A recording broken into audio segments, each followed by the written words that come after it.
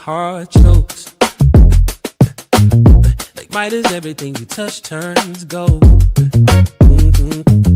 You dance in the hallway like nobody's told. You say my name so softly, like a soft little word. Yeah. Every time you're near me, all my doubts get blurred. You take my day, turn it bright, brand new. Every look you give says I choose you. I get you more than anybody ever could. You get me. In a way I never understood. And every little smile, every little move you do. Ooh, baby, I don't need a reason. I just know. I just know. I get you. Yeah, you talk about your dreams, eyes wide, shining clear. And you tell the wildest stories I could listen for years. And you roll your eyes and kiss me when I'm stubborn and proud. You pull me back to center when my thoughts get loud. You take my fear, turn it into truth. Yeah. Every time you touch me, I remember you. I get it. More than anybody ever could. You get me, yeah. In a way I never understood. Every little smile, every little move you do. Ooh, baby, I don't need a reason. I just know. I just know I get when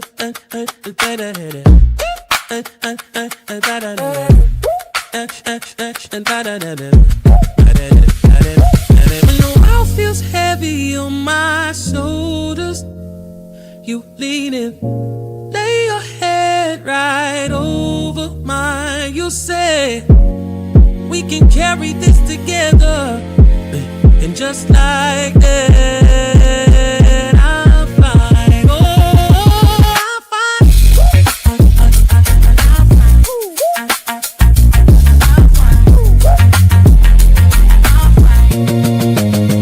Oh, I get you every day, all the way. I get you.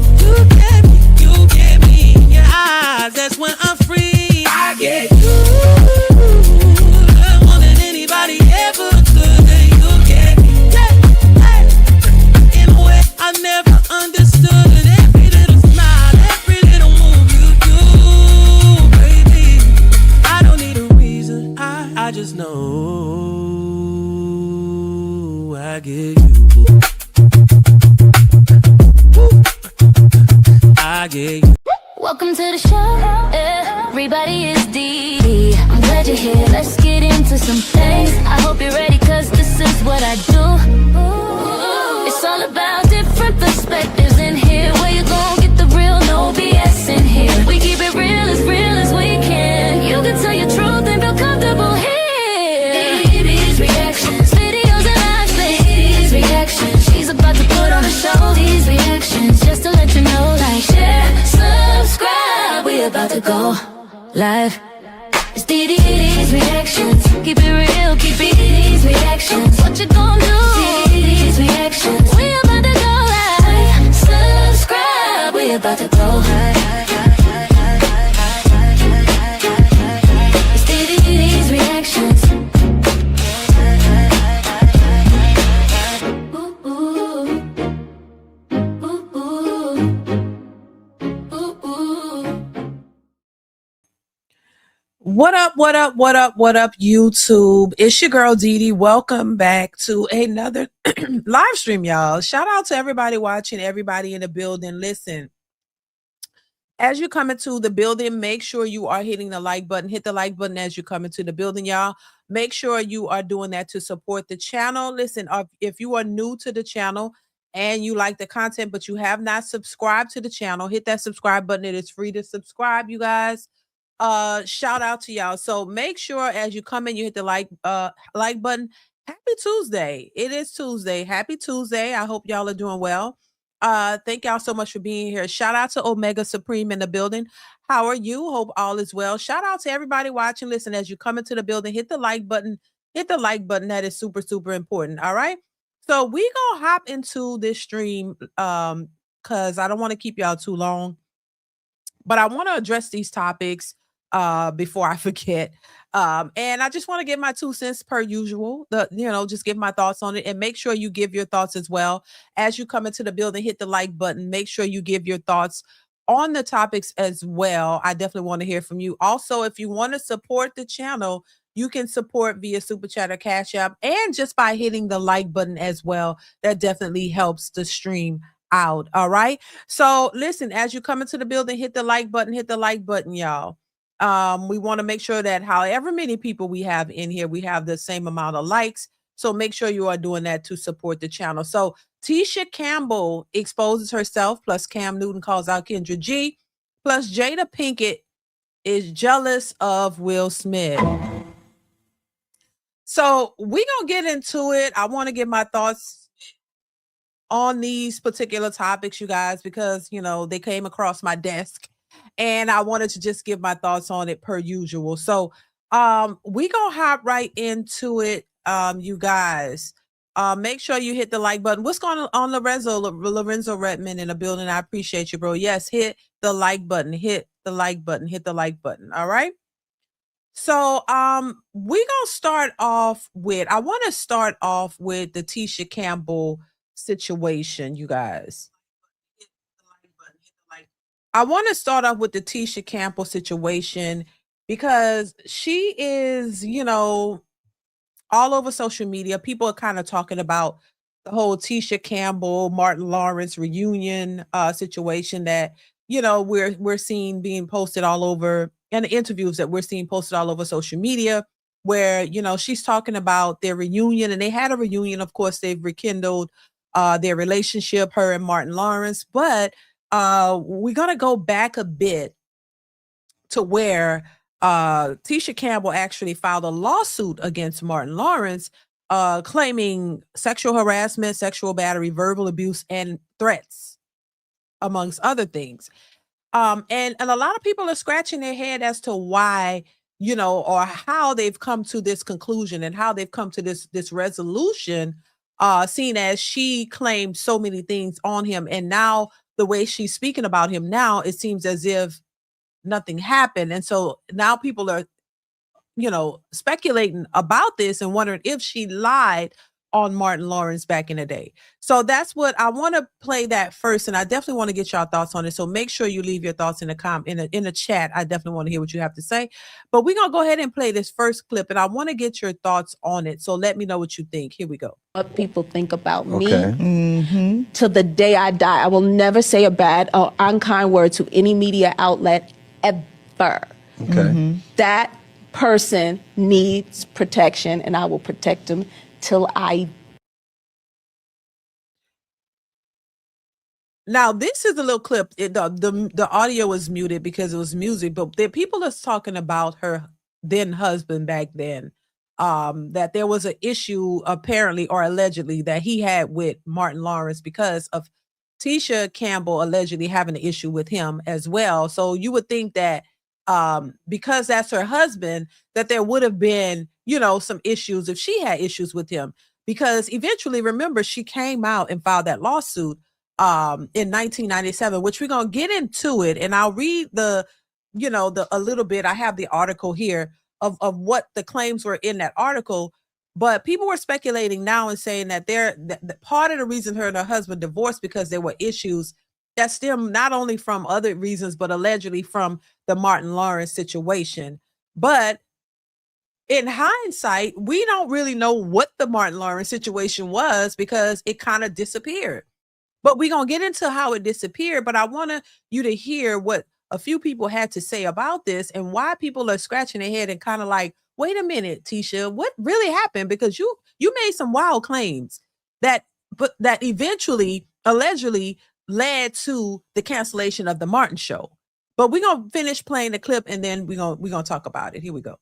I know it was really fun to see you guys together, too, because you could tell there's love there. When the show ended, there was tension between you and Martin. You had filed a lawsuit against him, and he said it wasn't true. How were you able to get back on track with him? Because clearly you guys have worked it out. We worked really hard to reconnect, to forgive, and this reunion is about a celebration. But reconnect and forgive. on his part or your part or both? And I think that's what people are speculating about, because she's like, they had time to rekindle, reconnect, and forgive. Now, was it just the fact, people would assume, because of the allegations that she made towards him, that it would be a forgiveness on his part. But what if there's a forgiveness on her part, or both parts? Because we really would never know. People are just kind of like looking into this now because of these recent interviews and trying to figure out like what really happened, because he always claimed his innocence. He always said that was not true, that didn't happen, but she said it did. So who do we believe? You know what I mean? Without having any evidence. But let's continue. Everything that we did, everything that we accomplished, and our growth as human beings. I think to throw him off the trail, to deflect away from what was really going on, I believe Tisha Campbell told a lie and said that Martin was harassing her, that Martin was unwantingly touching her, that Martin was doing certain things. Because think about it. Tisha Campbell, it wasn't about what you did say, it was about what you didn't say. You waited all these years to clear Martin's name. But you got to remember, let's take it back down the memory lane, because allegedly you let that man that's not your man come in between a friendship and also in between your career. And that's why when that man left you, he left you with no money in the bank, because you gave that man too much control over you.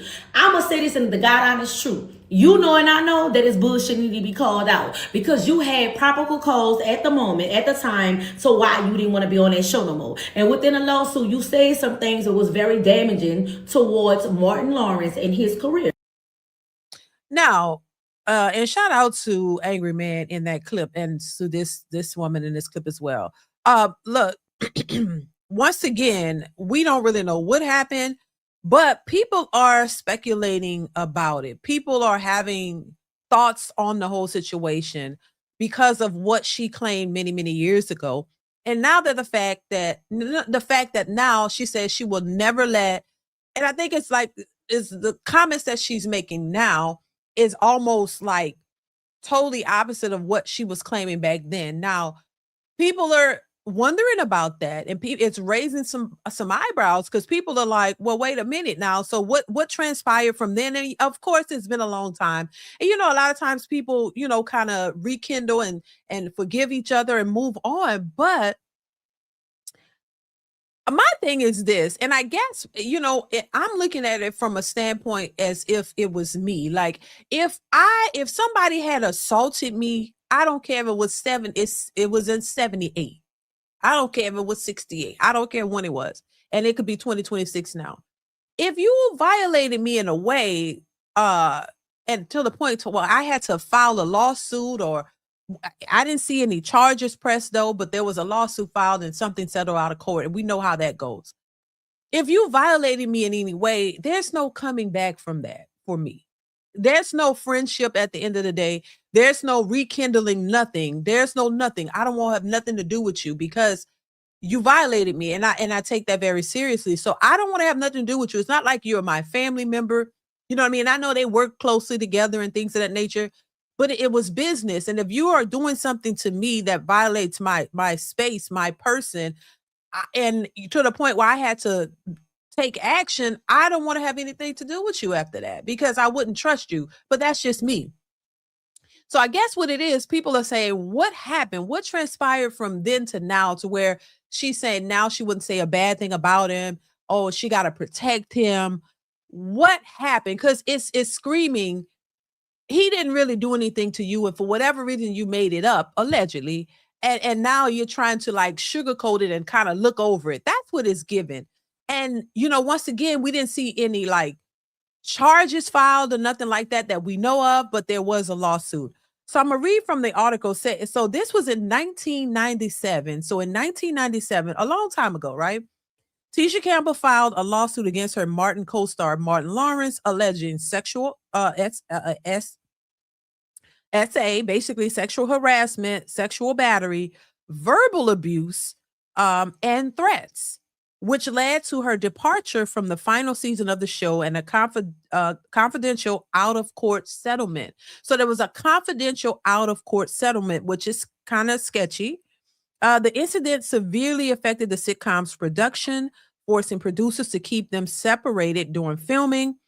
Campbell claimed the behavior was increasingly manic and volatile, including instances of groping, unwanted physical contact, and forced kissing during their scenes.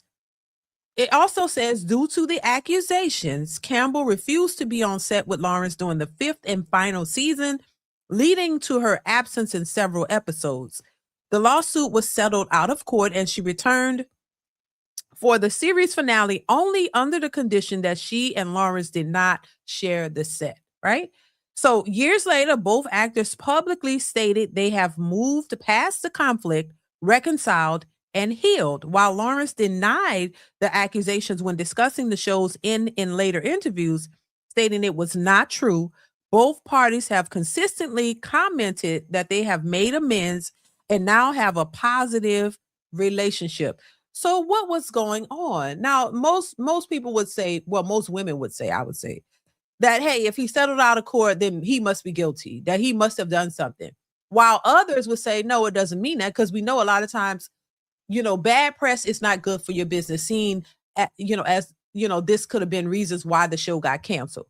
So when you have that type of attention, which is negative, it could negatively directly affect the show, the production, your livelihood, your business. So a lot of times people settle out just to keep it quiet because they don't want it to get bigger than what it is, even if it's a lie, even if it's not the truth.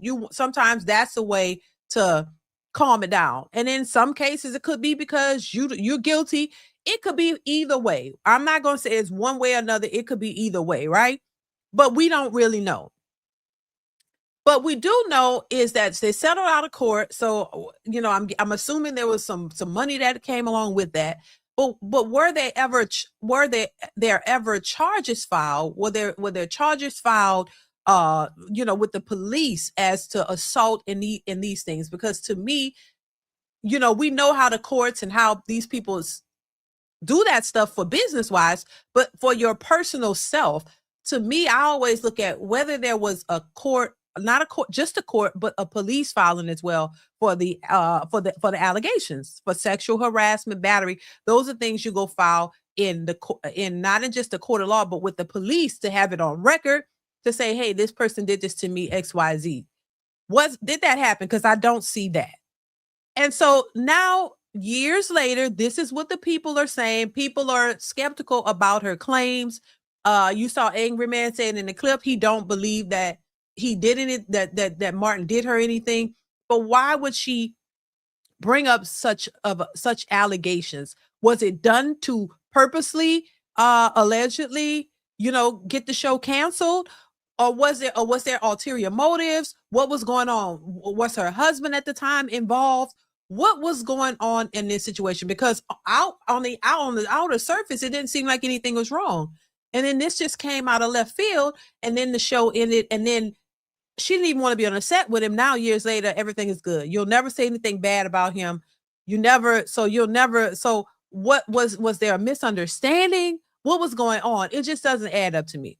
And while we will never know all of the ins and outs of this story, it just seems a little weird to me. Because, once again, if somebody did these things to you, I wouldn't even speak on him ever again. You said your piece, y'all settled, y'all did what y'all did and move on. I would not be bringing it up. I wouldn't want to have anything to do with him. So it makes you wonder, like, what was going on? Was there more to the story, which I'm pretty sure there was? Did her husband, Dwayne Martin, have something to do with it? Was it all a conspiracy? Was it something to try to get him, make him fall and lose credibility and lose work? Because we know that could happen as well. Because now she has a whole switcheroo, it's a whole different outlook now. Now you don't sound like he's ever done anything to you. You don't sound like a scorned, bitter person, or a person who's mad at a person who did you dirty. Because once you do something like that, there's no coming back from that in my mind. It's like, no, I never forget it. I don't turn around and make you a friend of mine. I'm not going to turn around and then say, oh my God, you were like the best person ever and you need protecting. I thought you was the one who needed protecting.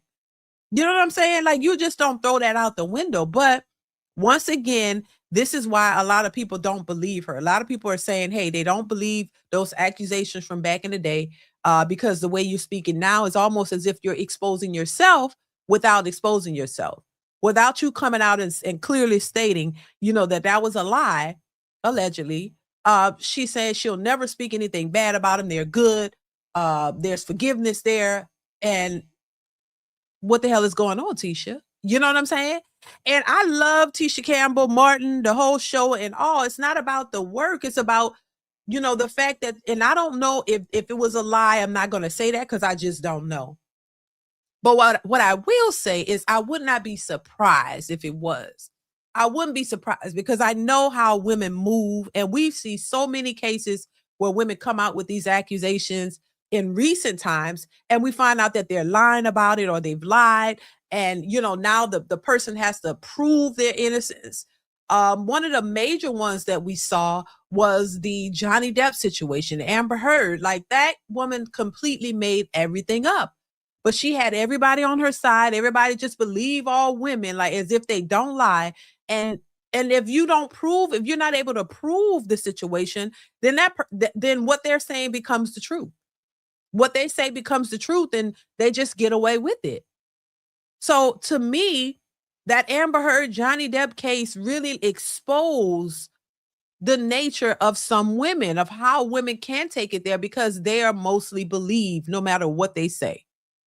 Even if it's a total lie. She fabricated all of that shit and lied on that man. And if he hadn't really taken the measures to prove his innocence, she would have been believed by every woman out here, by everybody, even though she was telling a complete lie and made it all up.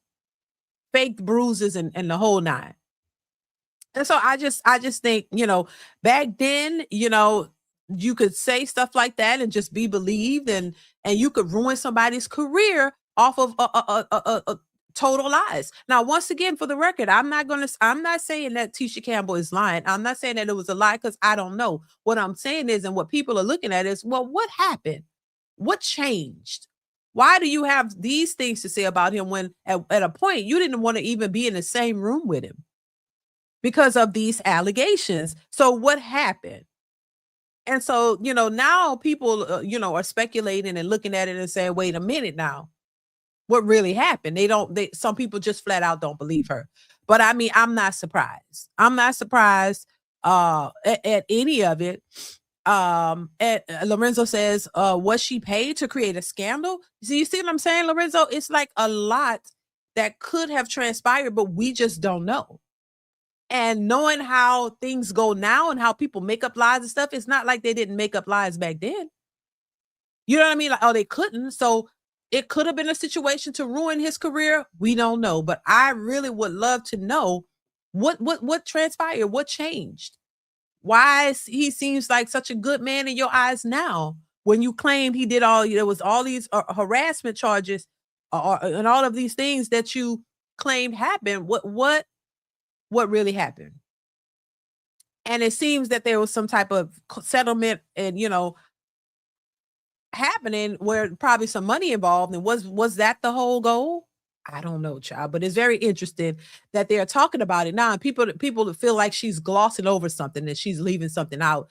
But what do y'all think about that, child? I don't know, because child, I wouldn't put past nothing by anybody. But you know what? Something karma, in my opinion, will tell you what's going on. Karma will let you know that something ain't right. Tisha Campbell, in my opinion, has been struggling ever since. Like, she's been out here trying to sing, and she loved to sing. And she just has not been winning in that case. She's been out here struggling. People just be laughing at her and, making jokes about her singing and her entertainment skills and all of that. So I don't know. There's been like a little weirdness attached to her in a sense. Like, she hasn't been really able to get on for real since Martin. While Tashina Arnold has went on to done a lot of other shows and do a lot better, she's actually struggled, from what I've seen, to really, really get back on or really get on something super. I've seen her in stuff, and I like Tisha Campbell. That's the funny thing. I like these people, been watching these people for years, but still something just ain't right. I'm just saying. What's going on, Rainbow Kid? How are you? What's going on, Ali? How are you? J Rock in the building. Shout out to you. Rainbow Kid in the building. Uh, um, oh yeah, she did. My Wife and Kids. Now that was my show too. That's been how long ago that when did that show come out? I love that show. I love the thing is, it's not. This is why I say, look, people gonna have their opinions, and we all have our opinions. But I love Tisha Campbell. I love My Wife and Kids. I love Martin. I love everything. She's you know what I mean. She seems like a cool chick, but once again, there's a lot of speculation surrounding the whole Martin cancellation and these charges that she filed against him. And now, he's her. They're back good buddies now. So people have their speculation on all these things. I don't know what happened, y'all, but people are definitely talking about it. But once again, love the work, love the shows and the things that they've been in, watched it, still will watch it to this day. So it's not about that. It's just about these personal things that be happening behind the scenes that usually come to the surface, and they have people speculating and talking about it. And then now you got to wonder what really did happen. And how did y'all get back cool? Like, people really want to know, because when they come out and talk about it, they only do surface level. They don't really tell you. I would love for, after all these years, why y'all so, kind of surface level with the information? People gonna want to know. Just tell the truth. Say what it was. I would rather you tell the truth than skate around it and have people speculating, because now people always gonna side eye you like, wait a minute, what really happened, girl? What, did you lie on that man or did you not? What's going on? If you be, then the more honest you are about it, in my opinion, the more people move past it. When there's always a dark cloud covering you, it's like people gonna always wonder, like, what really happened? You know what I mean? Like, when you just come out and tell it and you're sincere about it, people can move on past that. But the more you just kind of like keep talking about stuff but not really saying much, people gonna have opinions, and people gonna speculate, and that's the more people gonna talk about it. In my thoughts, anyway. What's going on, original CMC? How are you? 87 Stevens, what's going on? So that's just my thoughts on that particular situation with Tisha Campbell. Hopefully it's all good. Ain't no more allegations come up. I don't know. It's a lot involved with all of that. So hopefully they're good. Let's move on. I want to move on to the Jada Pinkett situation, y'all. Because y'all know how I feel about Jada Pinkett. Once again, was another person I like in movies and all that. These are entertainers. We like their work, but their personal lives should have kept them that private. Please, I would urge any entertainer, please keep your personal life, your marriage, and all of that private, because we don't need to be privy to that, because now people have opinions, and a lot of people have opinions. And if you don't want people to judge your situation, please keep it private, because it's a whole lot going on. But Jada Pinkett is in the news again. She's in the news again, basically talking about how, Will basically has never been able to make her happy, and she thought that he would, and he can't make her happy even to this day. But we kind of see, what's going on here. She's just exposing it. She's always exposing their relationship and what's going on with Will and this, and to the point where people are tired of hearing it. Just live your life, and we don't need to know about that. But let's get into this latest video that I saw on Jada Black. Shout out to Jada Black and his content. If you haven't subscribed to his channel, you have a lot of good content over there about celebrity news and all of this stuff. But I saw this clip that he played, and I want to play it, and I want to get y'all thoughts on it as well. So I'm going to go ahead and pull it up. Make sure you guys are hitting the like button. Hit the like button as you come into the building. Hit the like button as you come into the building, all right? Check this out. So let's get into this video with Jada Pinkett, all right? Oh, well, hold on. Talking about how... Why it's staticky. Hold on one second. No man can make her happy. To make you happy. He can't. Hold on. Let me see if I can pull it up in another spot, y'all. Because I don't know why. Let me remove it. And then I'm going to put it back in. Because I don't know why it's staticky.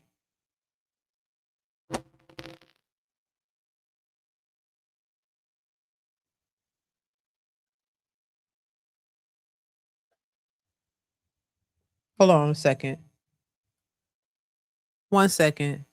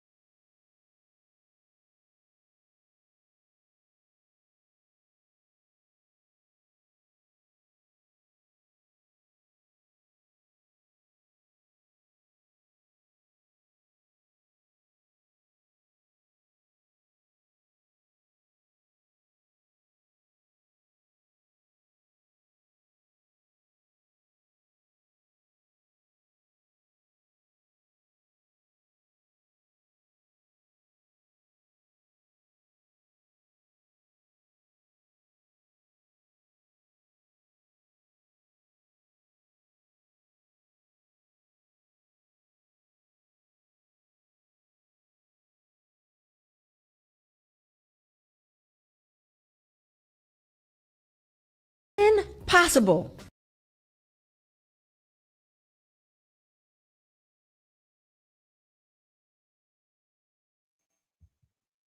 Can y'all hear me?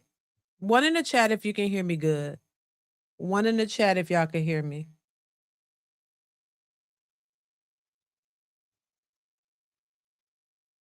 One in the chat if the audio is good. Y'all can hear me? All right. So I think I got it. All right, listen to this. Here we go.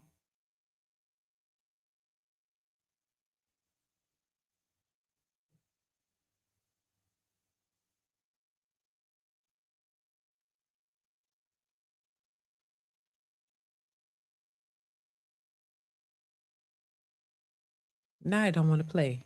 What in the world? Hold on.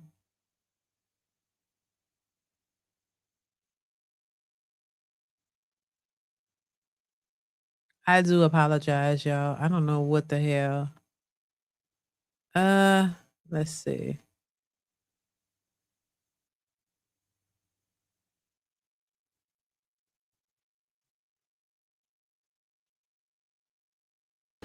So let's get into this video with Jada Pinkett. All right. Talking about how, no man can make her happy. Not even Will. Will can't make her happy. It is not his responsibility to make you happy. He can't. It's impossible. But it took me forever. Hard-headed, stubborn, because that romantic idea. And that's why I talk about checking the boxes. It's like, I did everything I was supposed to do. You get to have your dream. How come I'm not having mine? And that's because Will was doing what he wanted to do. He was making himself happy. He was making himself happy. Make yourself happy. It is not his responsibility to make you happy. He can't. It's impossible. But it took me forever. Hard-headed, stubborn, because that romantic idea. And that's why I talk about checking the boxes. It's like, I did everything I was supposed to do. You get to have your dream. How come I'm not having mine? And that's because Will was doing what he wanted to do. He was making himself happy. He was making himself happy. Make yourself happy. And this, imagine being married to this woman. Imagine being married to a woman who is just straight up miserable. 50 Cent reposted this. He said, "Goddamn, Father God, thank you for not letting me get into no relationship like this. Happy Easter. God bless." Like seriously. Jada Pinkett is crazy. She's crazy. It looks to me like you were upset because he found happiness in what he did career-wise and not at home because you're miserable. You're a miserable woman. And that's why you went out there and cheated on Will. Self-admitted cheater. But again, women are going to overlook it and make excuses for it. Not this one, not this woman. I don't overlook it. I'm not making excuses for it. I think what she's doing is despicable and horrible, and I don't think that she should do it. And if we reverse this situation, and if Will was doing this to Jada, oh my God, he would have been canceled a long time ago. But he still get flack because he still looked at as a fool. He still looked at as a simp. He still looked at as a weak man, as a lame, or no matter how successful he is, he's still looked at as a corny man, basically, for allowing this woman to do this to him.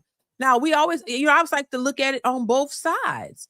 If Will Smith was cheating on her and exposing all of their business and just doing her dirty and talking about how, she'll never make him happy and all this, oh my God, the women would lose their goddamn minds. But it's like there's always you always minimize it when women do this type of stuff. You always find some type of excuse or some type of way to dismiss her behavior. When I said before with that Chris Rock situation, that lady egged that on, in my opinion. She said that there's no way in hell I would have grabbed my husband like don't, or said no. She said that with a little smirk on her face, child. Like she was happy, like that was she looking for his downfall, in my opinion. Like you're looking for him to fail. And the thing about it is, in my opinion, in my humble opinion, she got with him, but she said her wedding day was the most miserable day of her life. She was not happy because she did not want to marry him. He was ecstatic because he was getting what he wanted. He was getting what he wanted. And he is having a good time, enjoying his life, happy with his life, but she's the thorn in his side. And he's happy. He's successful. He's, like she said, he's getting what he wants. Why isn't she getting what she wants? And what she wanted, in my opinion, was not him. It's very clear. It's very clear that what she wanted didn't include Will Smith. I personally think that she married him and she was so miserable because that's not who she really wanted. But he was the one who could offer her a possibility of a lifestyle and also a potential career boost, if you will. That he would bring more stability for her to be able to be just as successful as he was or is. And then she could move on with her life and go and be with whoever she really wanted to be with and live her life as this successful woman that she could have the man that she really wanted. But the problem with that is there was a hitch in the giddy up. She didn't get as successful as she thought she would, probably. Like she's saying, he's getting what he wants, but she's not getting what she wants. And that was a problem. And she kind of despises him for it. But she's still attached to him because now y'all have children together. And your life wouldn't be completely the same if you divorced him. So the best way is to, she got to let it all out. She got to get it out of her system. That's why she keep talking, because that's how she truly feels. That's how she truly feels. She has to get it out. She never seen that man in an attractive way, the way she probably looked at Tupac and others. If she could have been super successful, rich like Will, and got Tupac, she'd have had the best of both worlds. But she fell short. She couldn't attain the level of success that Will Smith has and the money. So she got to be there because that lifestyle depends on him. And he just happened to be like, okay, cool, I'll support you in this foolishness, because he probably actually do care about her and understands that, hey, this is the mother of my kids. I don't want to see her down bad. Now, I'm not saying Jada isn't successful, but not to the level of Will. She said it herself, and she said it on multiple occasions. She's had a career for sure, but not to his level of success. And we know it. And so she's wondering, damn, why couldn't I? So in my mind, she was just with him because of who he was, how successful, and the potential he had, and the success that he already had, and the potential for him to get bigger. And she wanted to be there to benefit from that, for her own career. This is why if you see every move he makes, she does, but she doesn't get the level of success he does. He does a book, books are successful. She do a book, probably not as successful, or she can't maintain the level of success that he's had, and that bothers her. Now you would think, hey, if this is your husband, your love, that you would be happy for his success because you are right there with him. You get to see it. You get to enjoy that. You get to grow when you see his growth, and you're there to be a supportive wife. But no, she can't be a supportive wife because she wants what he has. She wants his career. It's like a competition, but there's really no competition because he's way ahead. So she can't even catch up to him, and it bothers her. So this is why she make these moves like, separate from him. She want to live in her own space, and she don't want him around because her looking at him reminds her of how successful he is and how she's not as successful, and that, hey, I didn't get what I came for. And what she came for was to use him, in my opinion, to level up herself. And it didn't quite work out the way she thought. She's still steps and steps and steps below him. And it bothers her. This is why I say a lot of, and listen, the way she think and move is indicative of how a lot of women move and think. I'm not going to say every woman, but a lot of women think like this. You see a man as an opportunity. You know, you see, you want a man who's successful, and you want to use him to level yourself up. You don't want to be with him to grow and be at support and just be a loving wife to him and be there for him and his success, and you are a part of it. No, you want the success that he has. This is why you see a lot of women who want to be boss chicks. They want to be in a position of power. They want the success. They want to be able to have the success that you have, but they want it on their, they want to be able to level up themselves on the strength of you. They want to use your finances, your money, your talents, your celebrity, so that they can build themselves up. And then if I guarantee you, if Jada Pinkett was able to become more successful than Will, to make the type of money that Will has made over the years, she would have been divorced him, because he wasn't going to take her for nothing. If she was super successful like that, where she don't ever have to work again, or just in a position to where she got it like he has it, she would have been left him. I think the reason she hasn't left him because she doesn't have it quite like that. And a lot of people are getting confused. They think, oh, because you've done a body of work. Yes, we've seen her in a lot of work. I love a lot of the work that she's done. And so, you know, and her movies and stuff, but she has not quite gotten to the Will Smith level. And once again, I think that bothers her, because she was allegedly and apparently, based off what she said, she was never happy. He could never make her happy. So she was never with him for him. She was there as an opportunist to use him to catapult her own career. And then she's supposed to walk away. Get the kids, solidify the kids, get the success, you know, take the child support and be this big celebrity, bigger than him. And then she don't have to be with him, but that didn't happen. So she found herself still there, and it was eating her up. And it's like, this is why you people wonder why at every chance it seems like she's trying to like diminish this man. Every time she comes out, there's no claim to fame. She don't talk about her own career. She don't talk about the movies that she's done. She talks about him. She talks about how their relationship is tumultuous and how she's not happy. Every chance she gets, she's talking about how she don't like him, how she don't want him, how she never wanted him, how, you know, she's jealous of him, basically. Well, damn, how are you still happy? And you doing so this and that, and I'm over here and I didn't get what I came for, and I'm mad about it, and I still got to tag you, and I got to still be in your shadows of you? This ain't what I want. I wanted to use you to get above you, and then I can move on and focus on myself, but I still got to tag behind you. Why didn't I get the success that I wanted? While you get it all and you happy, you can do whatever you want, and I'm just sitting here. That's what's happening. Let's play a little bit more of this video. Here we go. Because they do the same thing. They be out there cheating too.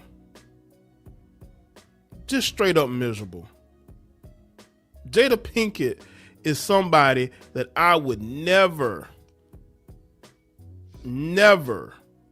want to be married to, because you know that at some point she's going to make your day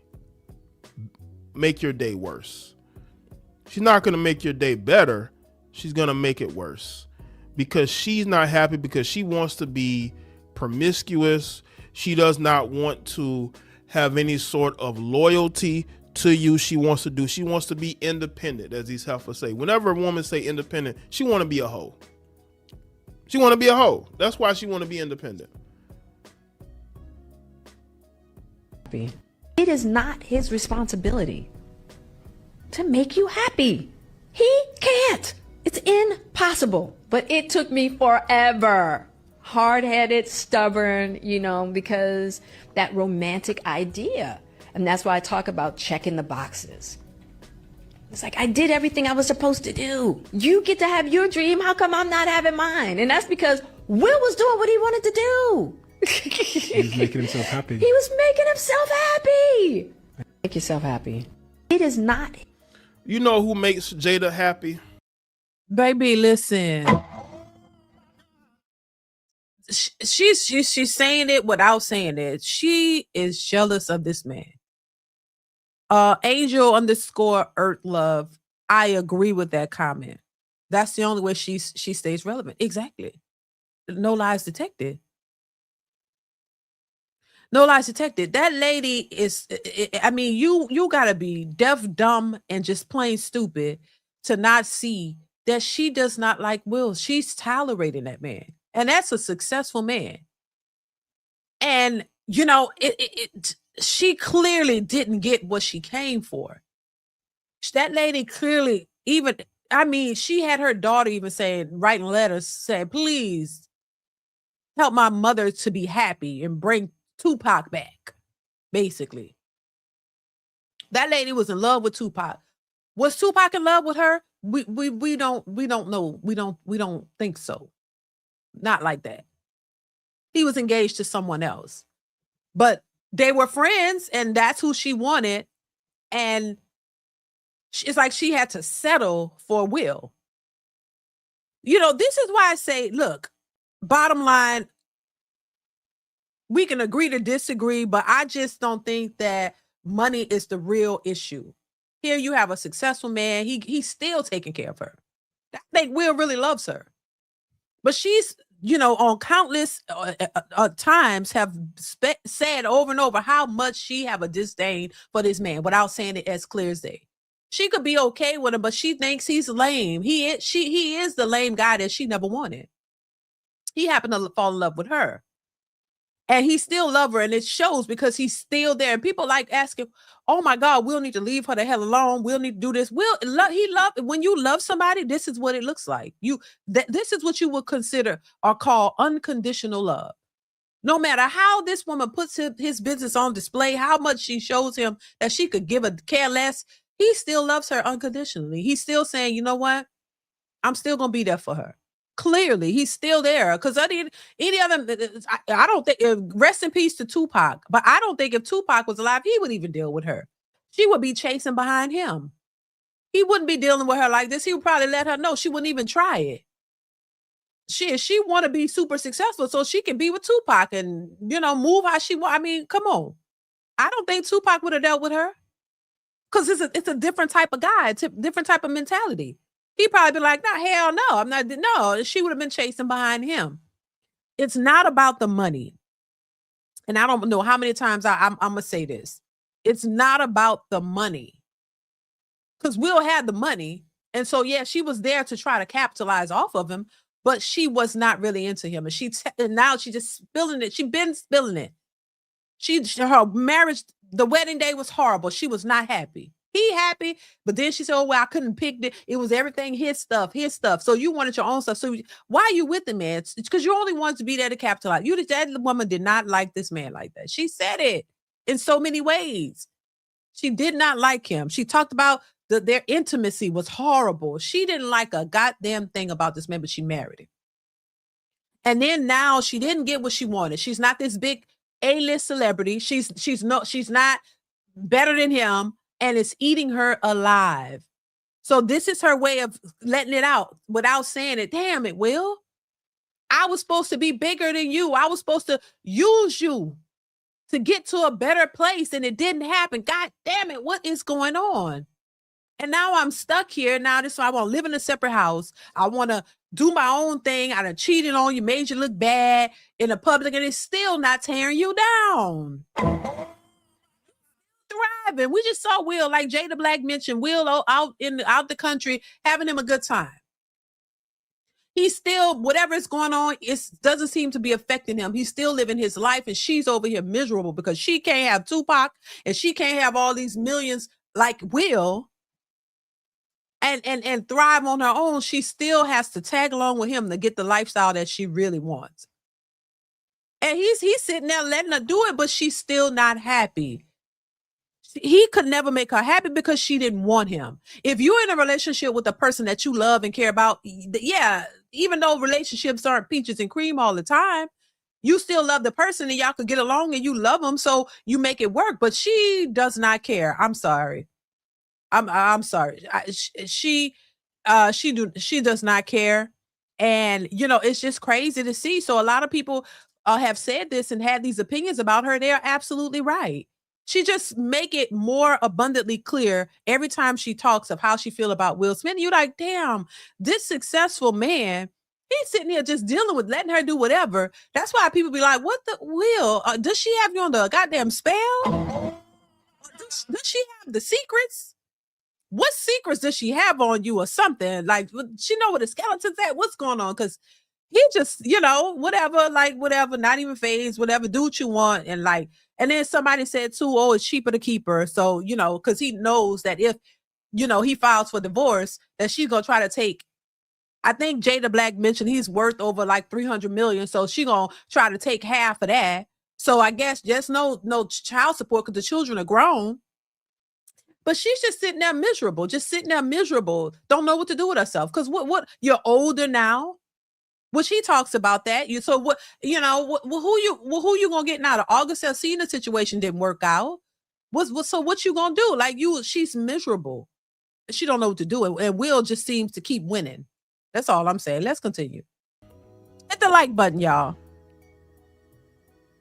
This is the only man I feel like could make Jada Pinkett, but he's no longer here. And he hasn't been here for over 30 years. But the way that she acts about him lets you know that she got with security. Will Smith was a security. I don't think Tupac was looking to be with her like that. Maybe in her own mind. And because Will was never Tupac, he never made her happy. She's that female that talk about how she don't want lames. Right? She's that female that says she don't like lames, right? But then end up married to a guy who was considered lame. That's crazy.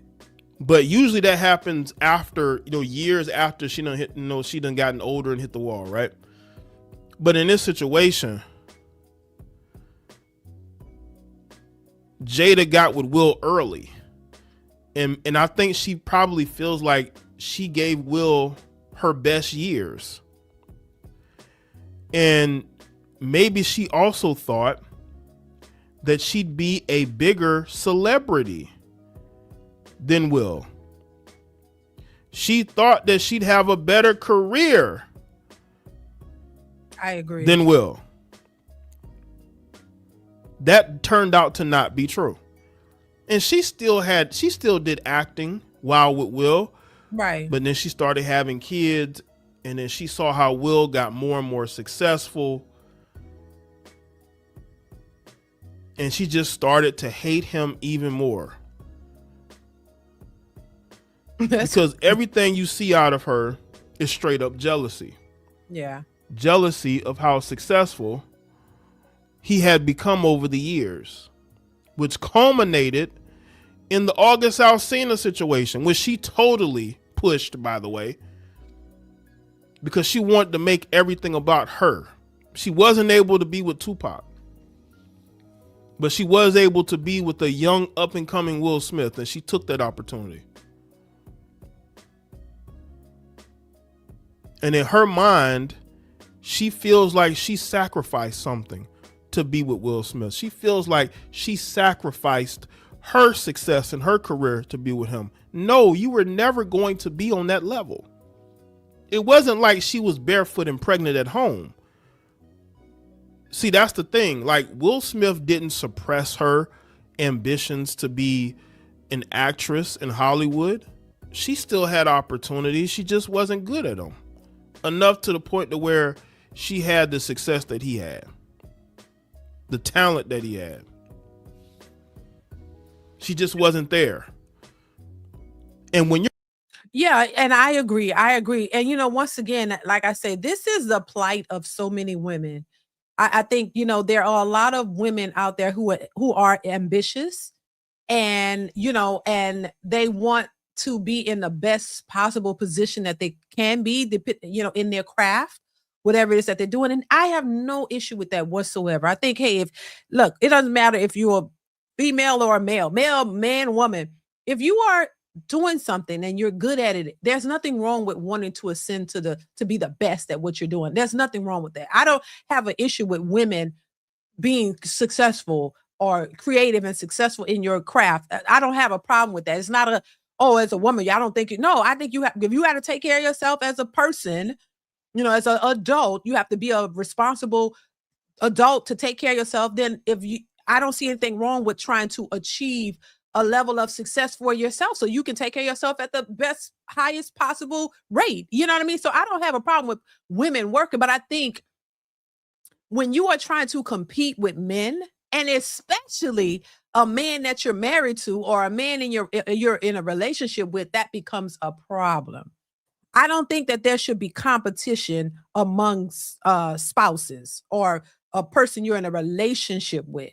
You know what I'm saying? Because that caused a lot of contention in the relationship on your behalf, because women a lot of times see themselves as better than men, and they believe that they can achieve and be better than men. Now, if we're going to be realistic, there are a lot of women, well, in any business that are, there are some women out here who are more successful than men. Come on. There are some female actresses that are in higher positions than some male actresses. There are some women who are, outpacing men in certain areas. There are certain women who are achieving, who get paid more than certain men. But that's not in every category, in every situation. But still, when it comes to your spouse, your husband, you know what I mean? I don't think you should be in competition with your husband. And I don't think the husband should be in competition with his wife. Y'all are one. You're supposed to be together. So whatever he does, you are in support of it and you love it and you push that and you're for it and you rooting for him, and he should be rooting for you too. Because if he wins, you win. If you win, y'all win and your family wins. So y'all shouldn't be in competition with each other. But to me, this competition thing occurs when that was your motive all along, when that was your goal, to come in and benefit off of this person. And when you realize you really didn't get as far as you thought you could, now you're bitter and you're mad and you're questioning yourself, asking what the hell happened? Why? Like she said, why? Will is living his life. He's doing everything he wants to do. He seems happy and you're over here miserable. Why didn't you get the success that you wanted? Why? Because you went about it the wrong way. You thought that you could use this man to benefit yourself, and it didn't work. And you married him with that motive, and it backfired. That's it. And now she's mad and bitter because, damn it, I wasted. And I do believe she thinks she wasted her youth on him. She wasted her time with him because she didn't get what she wanted. Now, if it was beneficial, it'd be a whole different story. If she could have been rose to the top and walked away from him and been with the man she really wanted to be with, married or not, because I don't even think she would have been married. She probably wouldn't even been married. She would have just been running around, having her good old fun with all her success and been happy. But you went about it the wrong way, and now you're dealing with the consequences of it. That's just that. Remember Jada dated Grant Hill for a while? She did. When Grant's mom told him that Jada was not the right type of woman for him to marry, smart guy that he was, Grant listened. Damn, I do think if I'm not mistaken, I kind of forgot about that. But yeah, dodge the bullet. You know what I mean? It's just like Jada has a problem because she does not want Will. That's just it. When you don't want him. If she was with the guy that she really wanted, none of this would be an issue. You're with somebody you never really liked, and you was there for an ulterior motive, and you didn't get what you came for, and now you're 60 years old, damn there, and that's it. It's a wrap. Because ain't nobody else gonna deal with you with this type of behavior. Ain't nobody else gonna deal with you, Jada. So you stuck with him to the end. And he's like, look, it is what it is. He living his life. He seems happy to me. He's not worried about her. He letting her do what she want, whatever, and ignoring her. But he like, look, what they say, bad marriage for life. So that he's like, look, I married to you. I committed to you. He's honoring his vows more than she's willing to do. He's like, no, we getting married. He said he believes in marriage. He's honoring his vows. We gonna do this. You go live your life over there. I'm gonna do, but we ain't getting a divorce. And she's over there suffering. And now she have freedom to do what she want, really. She can go and live off on her own, have whoever she want, but she didn't get what she want. She didn't get what she came for. That career did not skyrocket, and it's over. It ain't gonna skyrocket at this point. So now she's trying to pick up the pieces in her mind to say, damn it, it didn't work out for me. You know why? Because when you go into a situation with the wrong motive and you go into it, with just to use somebody, this is karma biting you in the ass. For real. And she's still living a good life, really. But what we would look at and say, oh, a good life, girl, you got access to money. You can get what you want. I'm pretty sure Will don't care. I'm pretty sure he spared no expense with her. He's there, a supportive husband to the end, no matter what she does. So damn, girl, you're winning and don't even recognize it. There are a lot of women who would love to be in your position, who are fighting to find a sucker like that right now. There are women out here who are looking for a man like Will, where he don't give a damn what she do, how she disrespect him, but he just gonna take care of her to the end and be supportive to the end no matter what. There are women who looking like for somebody like that now. You're in that position and she's unhappy. Why? That's karma biting you in the ass. Because you can't even be content with all of this. He'll let you go live on your own house, pay for it. Girl, you can screw whoever you want. And he's just like, do you? But I ain't going nowhere and I'm going to still support. What? You're winning, but you can't even enjoy it because you got a messed up mind. And you went about the wrong way. That's how he gets you. So no matter what you got, you still are super unhappy. You still miserable within yourself. Why? Because you went into it. That's karma. That's karma for you. That man got money. She don't have to want for nothing, I'm sure. She walks around like she got it made in the shade. You got a man taking care of you, all of this. But she is unhappy because she doesn't have the success that she thought she would have by fooling with him. But that's the karma. You went into that relationship, married that man miserable on your wedding day because you didn't really want to marry him. You really didn't like him like that. You really couldn't stand him. But you did it thinking you're going to get some success out of it and you didn't get it. That's the karma for you. Could you imagine? It's crazy. That's why I said at first I thought, oh, it was a spell. They got a spell on him. But no, that's karma. Giving you everything that you signed up for, but you really didn't get what you wanted for real. She wanted her own success. She wanted to be super successful so she can go do whatever but you didn't get it. But look where you stuck at. Not in a bad place, but you ain't even happy with that, child. It don't make sense. Your own wife is jealous of you. That's crazy. What can you do as a man? Because you got children by her. You can't totally abandon her. He's off in Africa right now. I think, isn't he in Angola? And he's dancing with this lady and having the time of his life. He's always happiest when he's not around her. And the thing is that he doesn't have to be around her. He could cut the cord, but he knows that she's going to go after him hard for support. That's why he refused to divorce her. He knows that she's going to go after him for spousal support. She can't get child support. Them kids are grown. But she can get spousal support. She would do what Dr. Dre's wife did. Dr. Dre had to pay his ex-wife $100 million to go away. Damn. And I'm not sure. Let me see what Will Smith's net worth is. Will Smith net worth. Will Smith, as of 2026, his net worth is $350 million. She's gonna want half of that. And Will sees it as it's cheaper to keep her, but I'm gonna go live my life and you live yours. Apparently she moved back in with him. The heifer don't even want to pay her own bills. She want to move back in with him. It's cheaper to keep her. Listen, I wouldn't want to be miserable. The kids are grown.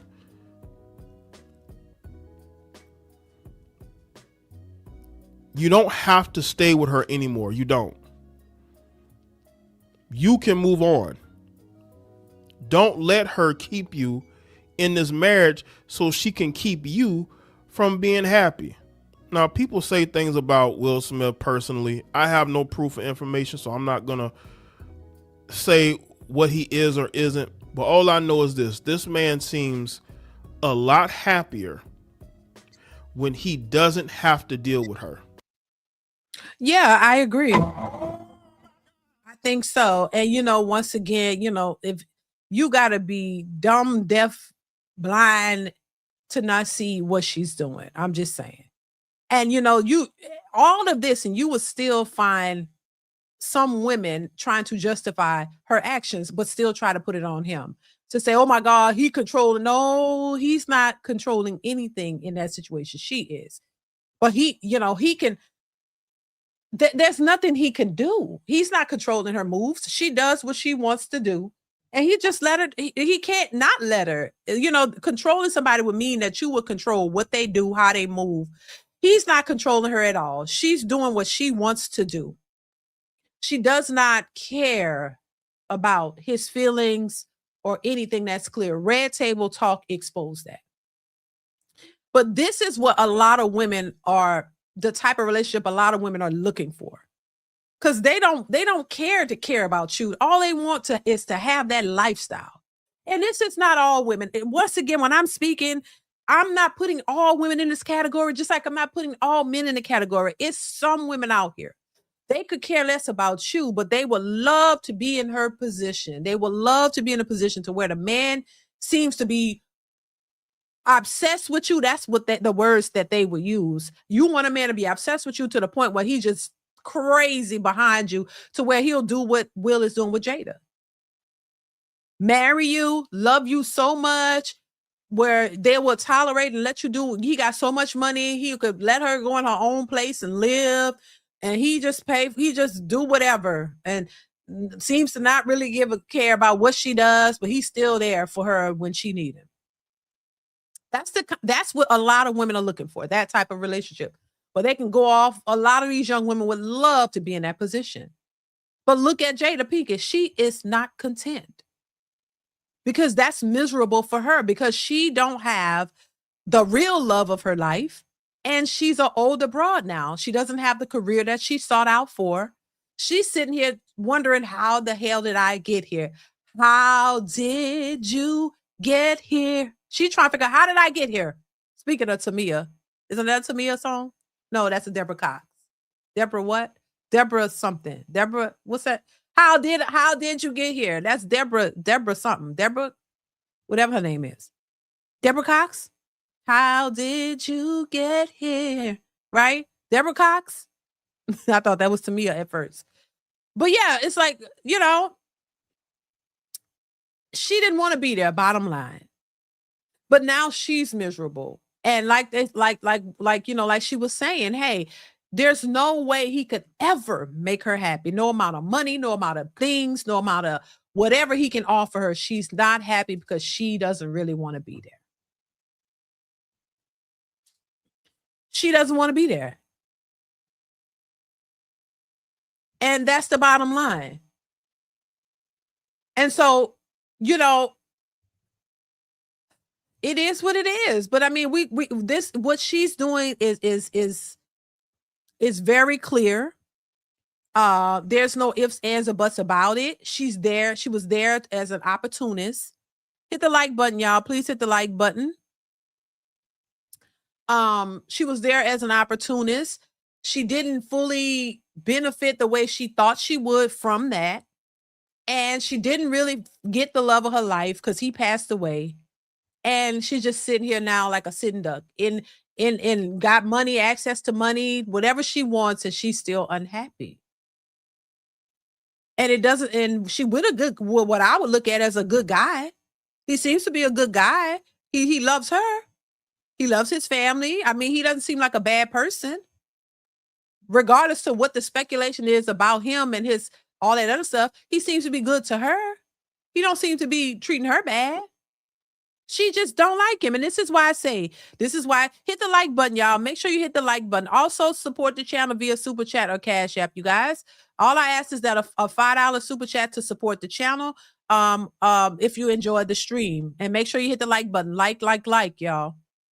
But what I'm saying is, this is why I always say, look, it's not about how much money you make.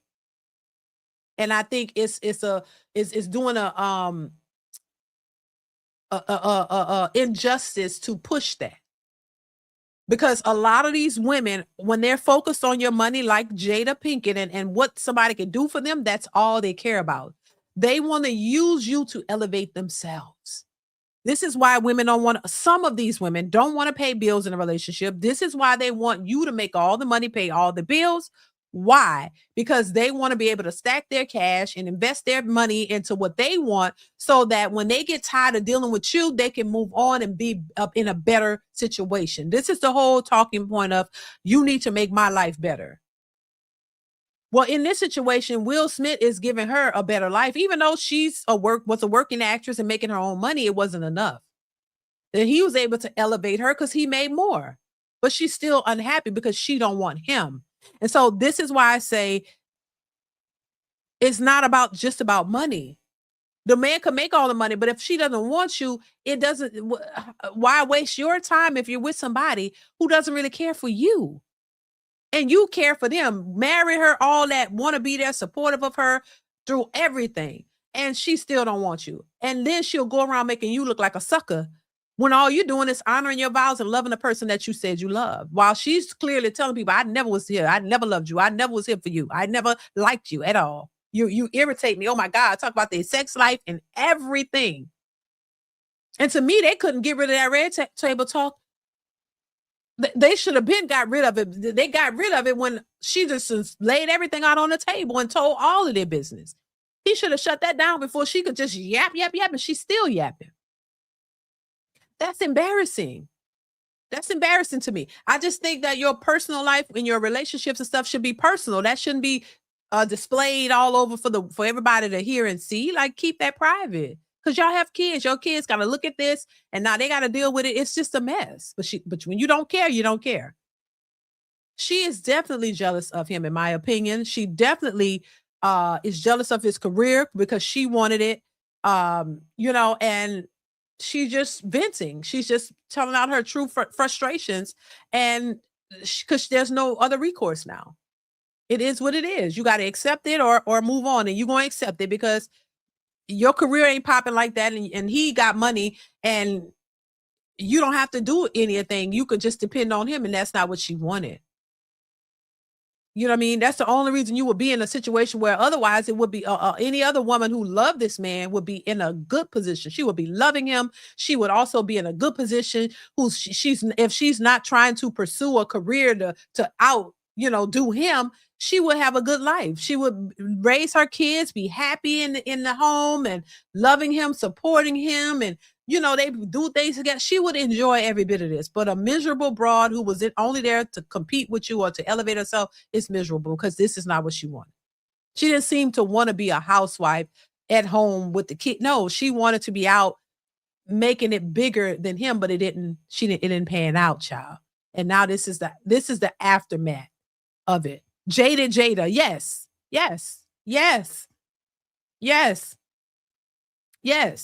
And so this is what you get. So it's not always, sunshine and roses, and if you going into it with that type of mindset and you're not in it for the right reasons, you're going to get your karma. So this is once again why I say it's not just the money. It's a lot that goes with that. It's not just the money. Don't think that you got to make all this money to get the woman of your dreams and the woman who's going to be there for yourself. This beautiful, fit, feminine, loving, nurturing woman. No, you're not. You're going to get a hellion. You're going to get the spawn of the devil.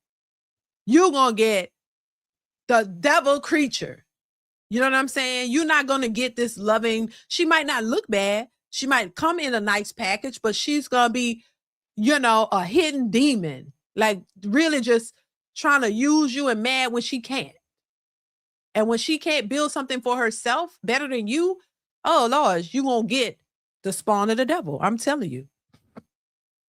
Because she don't care about nurturing you. She don't care about being your peace and all that. If anything, she's gonna be the opposite because she mad. She over in the corner looking at your downfall. You know what I mean? Waiting for you to fall, thinking she gonna rise up. No, even if he did fall, you still ain't gonna rise up because that's just not the plan. So seeing him, but if you hate what you can't have, if you can't be as big as him, well, we're gonna try our best to make him fall, and we're gonna humiliate him and put him out there, make him look stupid. And while you go over there, I swear I saw her giggling when he ran up there and hit Chris Rock. I swear she was over there just looking like this, laughing and kiki, and that's how she looked to me anyway. Like she was just so happy, like, oh my God, and that's still, even though I thought he was wrong for smacking that man, that still didn't do much. You know, she, what you thought that was going to do? That didn't do nothing much, really. And so, you know, I don't know you, baby. If you got somebody in your life like that, you don't need enemies. You got your own personal enemy, honey. You got your own personal enemy. What that movie called Sleeping with the Enemy? Y'all remember that movie? I just watched that the other night. Sleeping with the Enemy with Julia Roberts. Because watching that Sleeping with the Enemy movie made me realize that this is the fantasy that's in a lot of women's heads too. I thought of that too. I watched that movie. I said, oh, snap. This is how a lot of women think. They think that every man is like the Sleeping with the Enemy man. A lot of these delusional women are definitely living in a movie. I'm telling you. Sleeping with the Enemy, that's an old movie. I watched it the other night.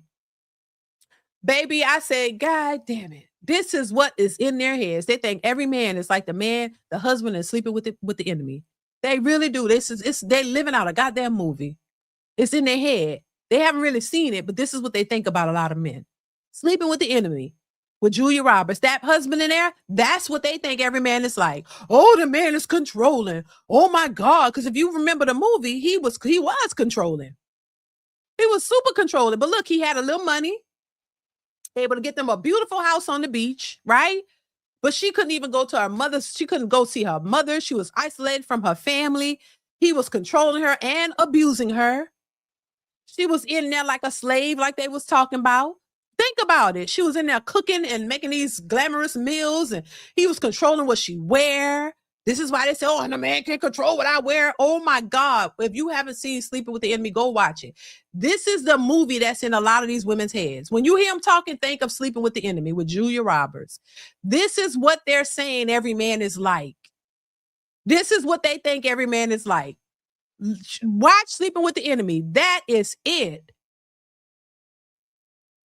They really think this is what men are like, or when they're talking, think of Sleeping with the Enemy with Julia Roberts. That's what they think all men are like when they're talking. Or he's controlling. He can't tell me what to wear because he's controlling. He's a narcissist. And they're all abusive. And they're just Sleeping with the Enemy. They really took those movies literally and put every man in a box and say, oh, this is how men gonna treat you. I was so clear as day when I watched the movie. I said, oh my God. When I was younger and I watched it probably for the first time, I was saying, oh my God, this ninja is nuts. Like, oh no, she need to get out of this relationship. I didn't put every man in. I didn't think every man was like that, but I'm damn was for sure like, no, this is not right. And she had to escape with her life and had to fake her debt to get away from him. And then he tried to kill her. You know what I'm saying? Like, this is what they think all men are like from that damn movie. And they portray every man in that situation. But what they don't focus on, and this is what I'm saying, how there's a one-track delusional mind and an echo chamber of a group of Bonnet Crew society members who all think the same. So what they see is the man, the husband who was no good, right? He was clearly low down and abusive and all that. And she should have gotten away from him because that was definitely a controlling narcissist for sure. For sure. She should have gotten away from him, but that's all they see. But what you don't see is the guy that she met after getting away from him.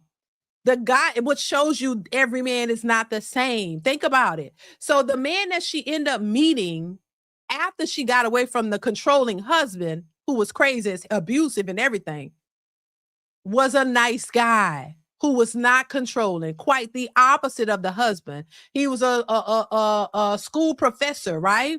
Or something. He worked at a teacher at the school. He was a teacher. He clearly, so he probably didn't make as much money as the abusive one, but he was a good guy, treated her nicely, respected her, showed her a good time, liked her. But this shows you got the crazy one on this spectrum, and then you had the good guy over here that she actually liked and felt comfortable around and wasn't afraid of him. But what they often portray is the husband, the narcissist, controlling, abusive, but you never acknowledge the guy over here who was a school teacher or whatever, but he was a good guy. But all we hear is the controlling one. He abusive, he not controlling, no. If you notice in these movies, there's the bad guy and then there's the good guy. The good guy is often portrayed as the guy who has a blue collar job. Even in some of the Tyler Perry movies, if y'all look at it, right? The guy driving the bus. Think about him. The guy driving the bus was the good guy. He didn't make a lot of money, but he treated her nice, respected her, gave her flowers, right? The one that she was married to was the abusive one. He made good money, though. They're in a big house. They're living good, but he knocking her head between the washer and the dryer. We see it in these movies, but all they see is the abusive one. They don't like to talk about the good guys because they want the one with the money, but they don't want what comes with them. But then you put all men in the category of the bad guy who knocking your head in between the washer and the dryer. But the movies show you the alternative. But you don't want the alternative. And usually the one that's not good for you is the one knocking your head between the washer and the dryer, the narcissist, the abuser, the controller. But y'all go after that one because he looked good on paper and he got money. But then the one who don't make all the money, you ignore him, but he's actually the good guy. The movies portray both sides, but they only focus on the negative one, right? Daddy's little girls. Yes, it's a lot of them. Diarrhea of a black woman. Some people don't pay attention to the storyline until the end. We just focus on the great acting. Yeah, I mean, but it's in there. I mean, we see it. I see both sides. There's always the good guys, but that's not the ones that these women go after.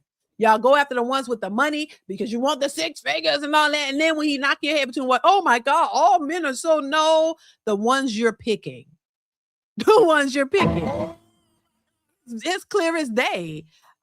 Baby Funk 1975, thank you so much for the super chat. Says, keep this mindset, hyenas and brothers will keep our money in our wallets and our votes in the ballots. After all, y'all don't need no man, huh? Right. Exactly. I think a lot of men are winning because you living your life and you doing what you need to do to better yourself, you don't have to worry about all of that, but once again, with this mindset from these women, that's not the type of person that you want to try to build a life with because it's not going to benefit you at all. Thank you for the super chat. I appreciate you for the support, Baby Funk 1975. I appreciate you. But yeah, I mean, sleeping with the enemy just brought it to me clear as day. I'm like, oh my God. And all the Tyler Perry movies, whether you like Tyler Perry or not, look at the movies and see what I'm saying.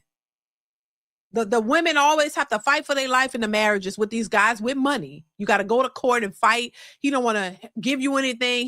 He's just a bad dude, but you went after him. You married the narcissist, the abuser, the guy who had a regular job. You didn't see him as a potential or anything, but he was a good guy. It goes to show you, what glitters isn't always gold. And just because he got all the money don't make him a winner, but they still out here going for the 6 figures and I want this and all that. I'm like, come on, y'all don't pay attention. It's like you're smart, but you're dumb at the same time. You know what I'm saying? It just doesn't, it makes sense, but it doesn't. You know what I'm saying? And you don't want a struggle life. You don't want to go. So all you care about is money. So why are women always complaining about abusive men? And these men will do this and do that too. Y'all keep running to the goddamn abusers.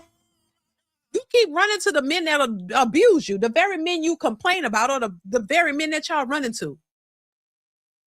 And you see examples of them every day and you keep going to them. It's like you want to complain. You want to have something to complain about.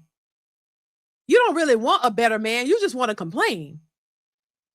You just want to be able to say something negative about all men. Like, Why did I get married? Exactly. It's like, it's just the stupidest shit ever. And it's like, that's why nobody ain't trying to hear it no more. Nobody ain't trying to hear these conversations about these deadbeat dads, these single mother problems. Cause y'all keep running and keep giving babies to men you know aren't good fathers. Men you know don't have no interest in being with you.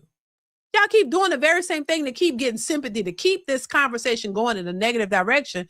But no, we're not going to. That's why I say you can't leave it up to these people to just keep complaining and painting this narrative that this is all men. No, it's just the men y'all keep picking. Even the movies will show you that y'all keep picking the wrong guys. And you question the good guys because they don't make a certain amount of money, which is stupid as hell. It don't make no sense, y'all. But this is our the educated Bonnet Crew members of society. The educated Bonnet Crew members of society want to keep pushing this narrative as if it's benefiting them somehow when it's not, especially not in 2026, because men are what is it? They're exercising financial celibacy, child. Financial celibacy. They're saying we're not paying for nothing until we want to marry you. See, if you want to build, if you're a woman that we want to marry, want to be with, we're exercising financial celibacy. We ain't paying coming out our wallets for shit. And as you should. Get to know the person. You don't got to do all that spending no money to try to see. No, it shouldn't cost you an arm and a leg to try to get to know somebody. If they trying to charge you an arm and a leg, leave them standing right where they at. I don't give a damn how cute she is, how good the booty looks. Go, because you don't want to waste your money on that. You don't want to risk your livelihood for that. It shouldn't cost your arm and a leg to get to know somebody. That doesn't make any sense.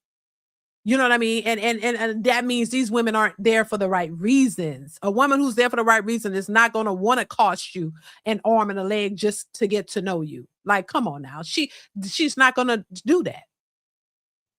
So that's how you know clearly that those women who are doing that, that's not what you want. Unless that's what you want to do. You want to spend an arm and a leg and knowing that that's all she cares about, then move at your own risk. That's you putting yourself in danger, in my opinion. You know what I mean? But yeah, it's just I would tell my sons the same thing. Hell no. You don't have to pay nobody because she ain't doing that for the men she wants. The men she wants, she ain't making them do that. So it's a clear indicator that if she don't really like you, she's going to try to finesse you. That's all it is. It's a finesse. So if you ever come across a woman who's asking you for all of this money and, oh, you got to do all this to date me, I need a deposit and all of this, child, just say, okay, thank you, ma'am. No, but no, thank you. I'm good. And keep it moving politely. That's it. You don't got to be mad and all that. And just make your decision. And make the decision to move in the opposite direction. That ain't the one, unfortunately. Let's move on. So I want to move on to this Kendra G Cam Newton interview, you guys.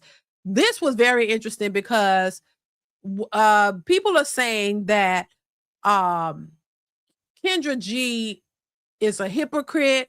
I want to play this clip of what she had to say a while back. After being on the Kevin Samuels show, what she said about him and how she contradicts herself in the Cam Newton interview. Baby, you cannot make this up, but it is what it is. It is what it is. Shout out to Kendra G. But baby, this is interesting. Listen, make sure you guys are hitting the like button. We got about 93 people in here, y'all. 80 likes. Go ahead and hit the like button, y'all. Hit the like button. Hit the like button. Well, baby, let's get into this particular video. Here we go. Samuels. You know, the one thing all right, let me, I don't know why it's doing that, but let me bring it back in, y'all. This was interesting.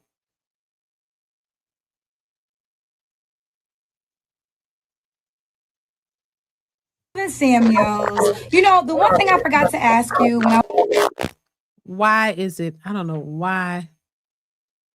Can y'all hear me good? I don't know why the clip is doing that. Hold on. Let me see if I could share it another way. Let's see.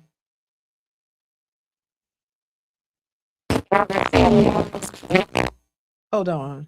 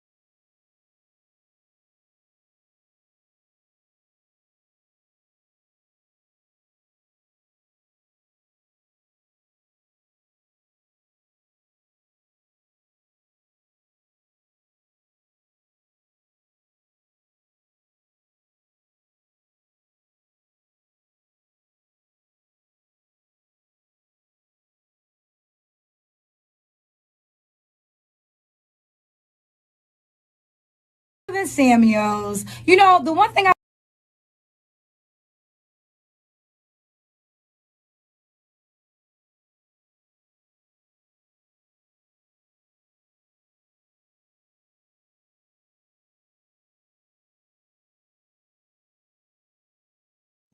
All right, yeah, I think I fixed it.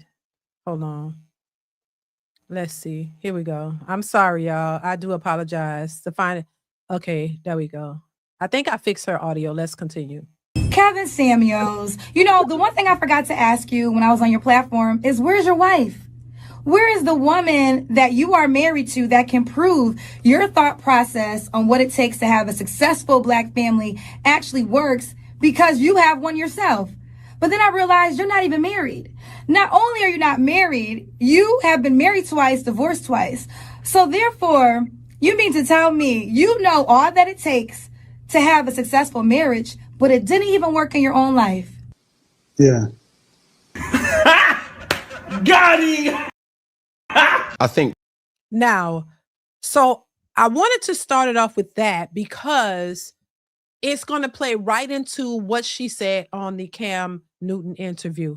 So basically, she contradicts herself. She says, y'all heard her, to Kevin Samuels, oh, why are you such an expert, basically? How can you be the one to tell people about marriage, dating, whatever, when you yourself have been married and divorced 2 times? So that doesn't basically give you, what she's saying is that doesn't give you the right, or you're not the expert, or you basically shouldn't be the one telling people about relationships and all that because you have not been successful at it yourself. Right. So that's her take on it. And that's been the take that a lot of people have said, that you are not qualified to give people advice on marriage, relationships, any of it, because you have not been successful at it yourself. But here she is in the Cam Newton interview, completely contradicting that whole narrative. So when it comes to her, it's okay because she's interviewed people, and that somehow, now she is not married, never been married, not in a relationship, had a relationship, it broke up. She has not been successful in relationships herself. She's never been married. So what gives you, the authority? The same question the same things that she posed to Kevin now is being asked of her, but there's for her, it's supposed to be different. Like, okay, so you are qualified. She's getting the same questions that, or the same outcome or questions that Kevin Samuels was getting. Now, he was married 2 times. So he actually proposed, somebody got married. The women left, right? In those situations, from what I gather. But here we are, Miss Kendra.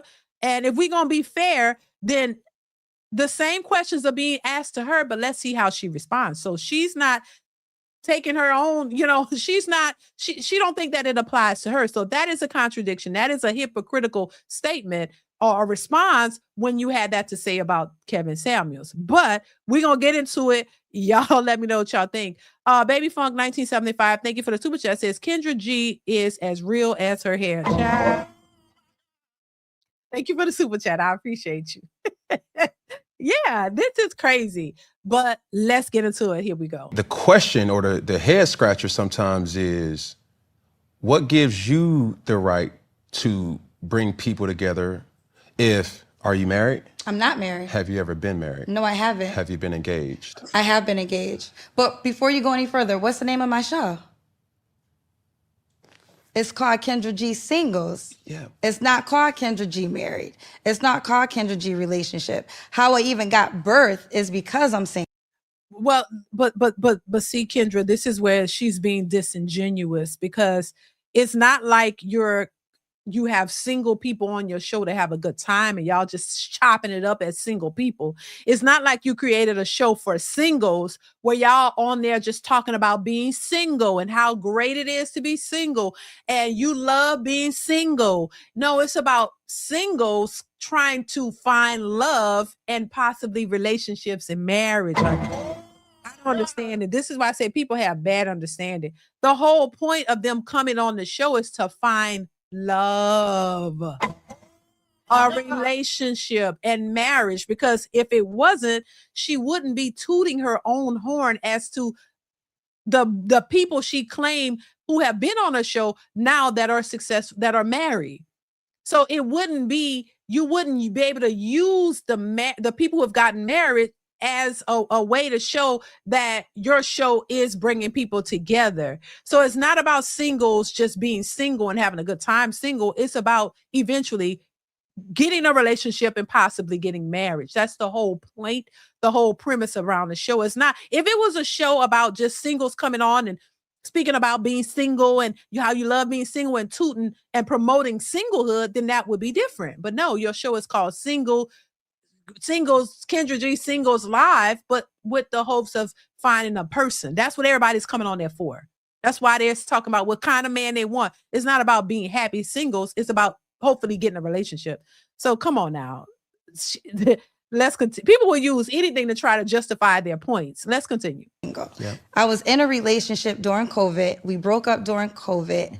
The world is shut down. Because single life outside is popping, right? But single life during COVID, when you break up, you had nothing. I felt like I was Will Smith and I Am Legend. If we go back to that time, D Nice was connecting us all via Instagram Live with music. So literally, I'm like, if I feel this way single, I know other people around the world probably feel this way single. So then I went on IG Live and I said, listen, I'm hooking up single people tonight. And that one night, I knew I changed my life forever. Because I came from media. For one, it was regular people. You know, we see people in the comment sections, I seen their houses. They call in, right?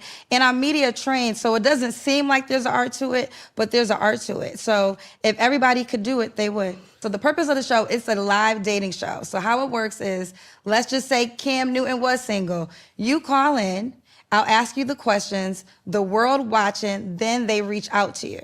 As they reach out to you, you have several. Well, now we have the Kendra G Singles dating app. We grew from Instagram to Facebook to YouTube, and now we have a bona fide dating app. So you call into the dating app, they see you live, and then they reach out to you. So instead of you just going off of a picture, now you actually go off of a video. So dating is to stay single? Or to get No, I think dating, I think life is a journey, right? Girl, So Kendra, come on now. Kendra, with all due respect, because you know, I think Kendra is great at what she does. And I think she's accomplished and all that. And I don't take, you know, but this isn't about that. Come on now. You know, sometimes anyway, I just think, no, it's the point, the purpose, that's the point. You're trying to find somebody that you can connect with and build a relationship to hopefully get married. That's or establish a long-term successful relationship. That's what it's for. Bringing single people together to create. Also, she does she goes around the country, right? To bring singles where they can meet each other and hopefully spark a connection, right? That ain't just to be happily single. Like, come on, child. Come on now. Let's continue. So you're not married. You've been very vocal about not wanting to get married, but you're in a relationship, right?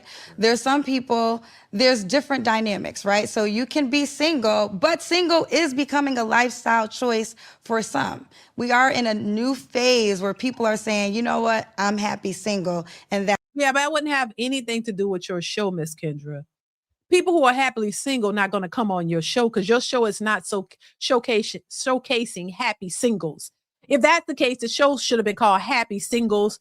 We don't want no man. We just coming on to talk about how happy we are as single. No, they're coming to find a man or find a woman or whoever. That's the premise of the show. Now, the funny thing about it, Kevin Samuels was not doing a dating show. He was just giving his opinion about what the high value men that every woman wants, what he wants. And a lot of women lost their minds and they didn't like it. But he was just showcasing and talking about what the men these women are looking for want, and that they don't want single baby mamas. They don't want that. But people lost their minds, and now that's everybody. These men are talking about it now. So, but she's actually doing a dating show, you know, but he was told he wasn't qualified to even say what men wanted when he wasn't doing a dating show. He was just saying, well, look, these men want something. Do you have what they want? But she is actually doing a dating show, which would make it even more important to that you represent what you're you're telling other people that you represent what you're trying to do here. If you're trying to bring people together for potential relationships and marriage, then why aren't you married? It's not saying you can't give advice. I don't think you have to be married to give advice, but I do think if you're gonna promote a show that brings people together and you toot your own horn about people getting married and they've gotten married because of your show, then I would think that you should be married yourself. You should be the example that you're trying to set. Period. Let's continue. That's what it is. And dating works better for them. So when you date, that's the whole purpose of dating. You find someone that you might match with and you might stay long with, or you grow from and you go. The problem right now is we are not acknowledging how much our world has changed. See, we used to go by these old dating rules where there was a time when women couldn't even get jobs, couldn't get bank accounts. You know, all men could get a woman because it was survival. We didn't have a choice. So it's not like Rufus wasn't down the street with Bernadine. It's just Bernadine didn't have a Facebook page to post the dinner that she made for Rufus. So you know your man might have been somewhere, but it wasn't in your face. It was a different time. That time has changed because women now, we're able to have voices, we're able to have jobs, we're able to support ourselves. So dating has changed. Women are doing well in the financial category. You know, I really wish women would stop using those examples of, oh, well, we couldn't do this. Cause see, the problem is y'all don't even accept the fact that y'all have this newfound abilities. Y'all don't even want to use it. Y'all gonna have to stop leading with that, because the truth of the matter is you don't want the full consequences of that. Y'all wanna tout, because that's what it is. You want to tout the fact that, oh, the dating market is different because women make their own money and women can do this and we don't really need a man, but y'all still want men to pay for every goddamn thing. Why don't y'all accept the fact that because y'all have bank accounts, y'all can work, y'all can do it, that you don't need a man to pay all your goddamn bills? You only want to be able to use that to say, oh, it's not the same. We're not the same. Well, then you got to also accept the fact that men are not the same based on the fact that y'all have changed. So now that you've switched the game up, you don't need a traditional man because y'all are not traditional women. Women keep using that narrative. Oh, see, this is not the old days. We got bank accounts and we've got money and we're doing well for ourselves. Well, but because you are doing well for yourself means you don't need a man to fully take care of y'all. And that's the side y'all don't want to accept. Y'all got to stop doing that, because it just proves further and further more that you don't need a man to take care of you completely. That you bring something to the table now. You're not a housewife. You're not a docile woman who's in distress and need a man. You can take care of yourself. Y'all walking around with guns, you say. You can protect yourself. You're not these docile little innocent victim creatures that you can hold your own, which is cool. But y'all also got to understand the consequences of that, which that's the part they never want to accept consequences. You got to understand too that if that's the case, honey, this is why men are pushing back on this whole, you need all my money to take care of everything. No, when y'all are not the original, y'all have changed, y'all have evolved, as they would say. But they've evolved, but they don't want to accept all of what comes with the evolution. Which I don't think you've evolved. I just think that you got to take care of yourself because you ain't got nobody else to do it. But you also got to understand when you talk about relationships, now you don't need a man. Y'all said it. So you don't need a man to come with all his finance. Y'all can contribute. You got bank accounts, so use them. But they don't want to accept that part. You keep leading with, the dating market has changed. Accept that it's changed. A man doesn't have to be a sole provider anymore because y'all can provide. There's the chivalry. Y'all kill that. You don't need a man to do all these things because y'all can do for yourself. Y'all are different. So now the men are responding in a different way as well. They don't want to accept that part though.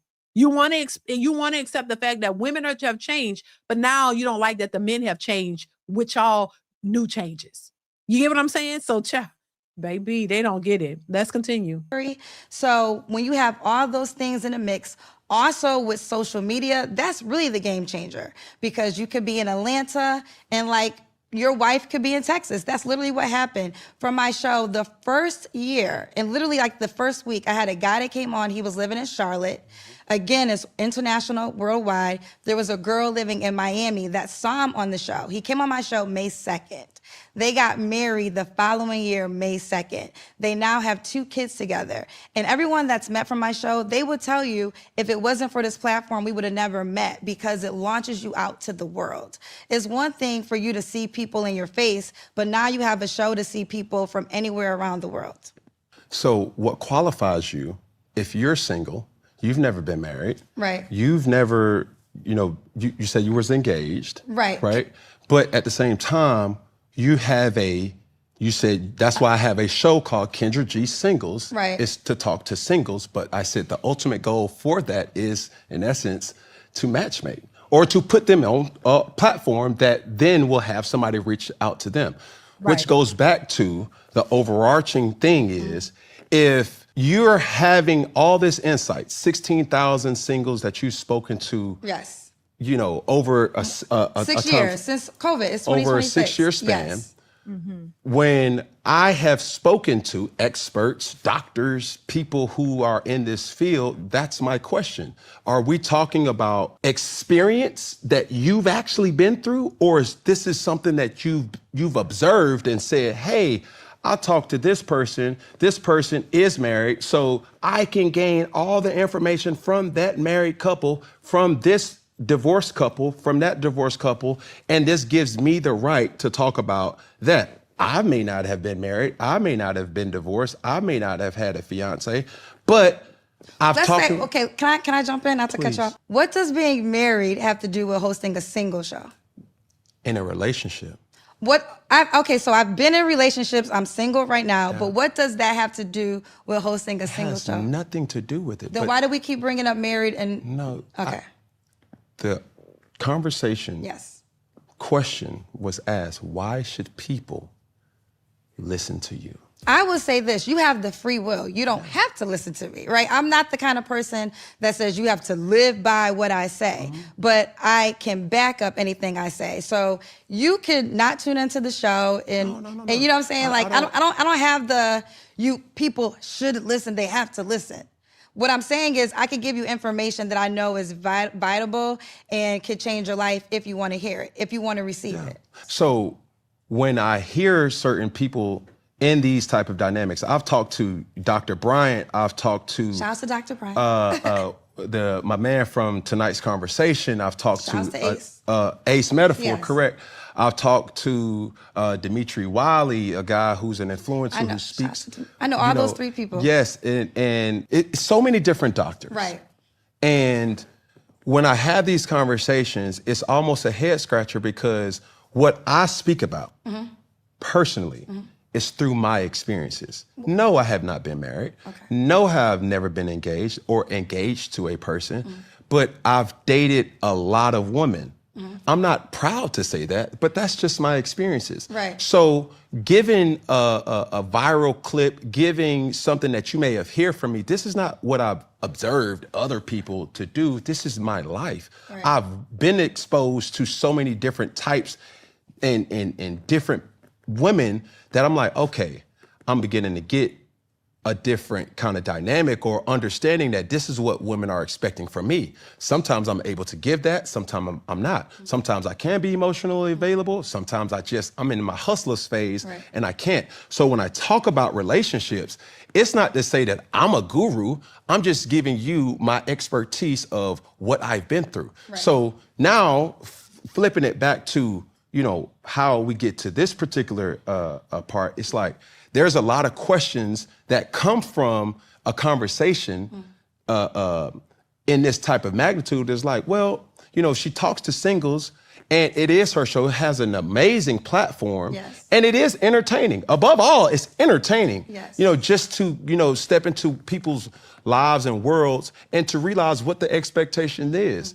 But at the same time, when you do that, you now become susceptible to questions from people who have experienced certain things, whether married or in a relationship or not, given the fact that you're not married or you're not in a relationship. And Well, I'm not in a relationship right now. I have been in relationships, okay?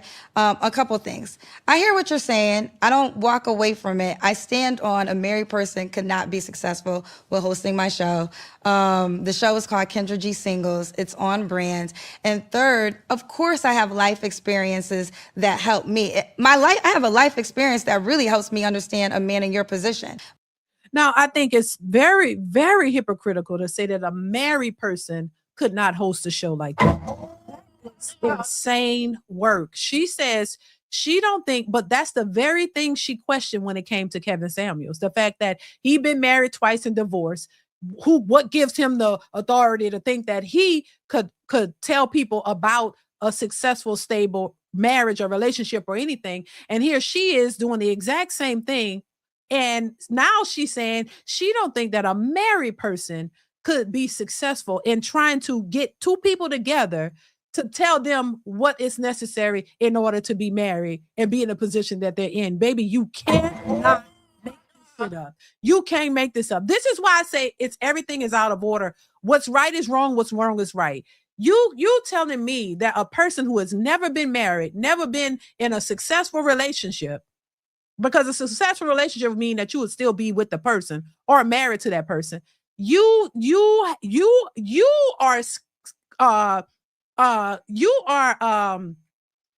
able to host a single show and bring people together and help them get married. But a married person who's been successfully married for years, you can't host a show on and tell people what they need to be doing to get married. You can't make this shit up. This is the audacity and the mindset of people. Now, she criticized Kevin Samuels for this very same thing. Now she's saying, oh, she don't have to be married to do it, but criticize him for not being married or not being in a relationship and criticize him for doing what she's doing now. You can't make this, you can't make it up. This is why I say this is insane. This is why you have to be careful about who you listen to and who you get advice from. Because really, she's not really giving people advice. She said it's a dating show. You're bringing people together and maybe here on occasion you're telling people stuff that we've already heard before. You're regurgitating Kevin Samuels' words and others, and now you're saying, "Oh, nobody else could do that." Anybody could do that, for real, if you wanted to. Because it's not like, you know what I'm saying. It's mind-boggling.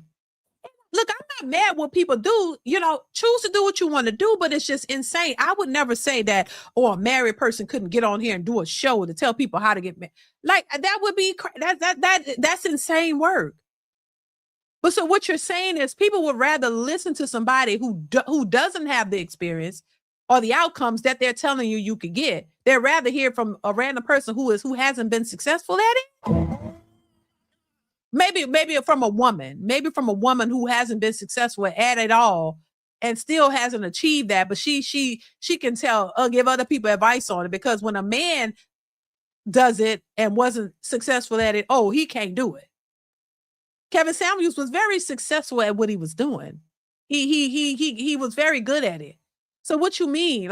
But you don't think a man, that's crazy work to me, y'all. That's crazy. That's crazy work to me. That is insane. That is insane. This is 2026 though, y'all. Child, anything is out here now. Let's continue. My show has allowed me to hear other people's point of views. And what I've learned from my show is you can't really, dating advice is not one size fit all. It's different dynamics for different people for 1,000 different reasons. So before my show of talking to 16,000 people, I was like you. I could only speak from my point of view. Now what my show has allowed me to do is talk to people who have a different lifestyle, have different desires, different wants, different circumstances, come from different areas, and it gives me a better assessment. I think let's speak on what we know to be true. That's what you've heard personally. But how do you think, okay, let me ask you this. When you read a statistic, how do you think they collect the information? Yeah, but if I'm only giving you things that I've experienced, if that's what you heard, let me rephrase that and say, that's what you said. I can give you my experiences and experiences of others. And that's the same thing well, then we're doing the same thing. because I can give my experience, and I have 16,000 other experiences I can share. Yeah. So who do you think is capable of having this conversation? If I'm taking relationship advice, I want it, me personally. Yes. I prefer it to come from somebody who's been in a relationship or. I've been in a relationship. I'm not in one right now. So you have to be current in a relationship. I mean, I will. Ma'am, how the hell? Okay, so I'm not opposed to people giving advice, right? If you're single, I don't think that disqualifies you from giving advice in general. You know what I'm saying? Because you just might have good sense. I understand, some people understand logic and they understand what's right from wrong, and they understand certain things. You don't always have to, I'll rephrase this. You don't always have to be in a situation to understand certain things or aspects of it. But what I do know from experience is that you have a certain perspective depending on your place in life. When I was single, I had a certain mindset as being single. I didn't fully understand marriage life because I wasn't married. I understood that, hey, I knew that if you're in a marriage, you committed to that person, you should be committed to that person, right?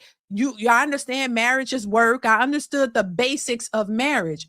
But I have to say, until you get in it and you have to live it and actually go through the things and realize certain things aren't what you thought, and actually go through, certain things or obstacles in a relationship or a marriage, it is totally different than you just thinking what it's all about. That's all I'm going to say. That's why they say experience is the best teacher.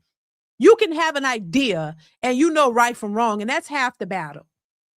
But before you actually get into it and have to go through that thing and go through the different things, it's totally different. It's way different from reading a book or looking at other people's experiences and lives. Then it's different from you actually going through it yourself. Because when you're single, you're like, oh, I wouldn't do this, or I wouldn't do that, or this person got to be like this, or I'm not dealing with this, or I'm not. And then when you get in it, when you're in the thick of it and you're in the middle of it, it's totally different from what you thought or what you said when you wasn't in it.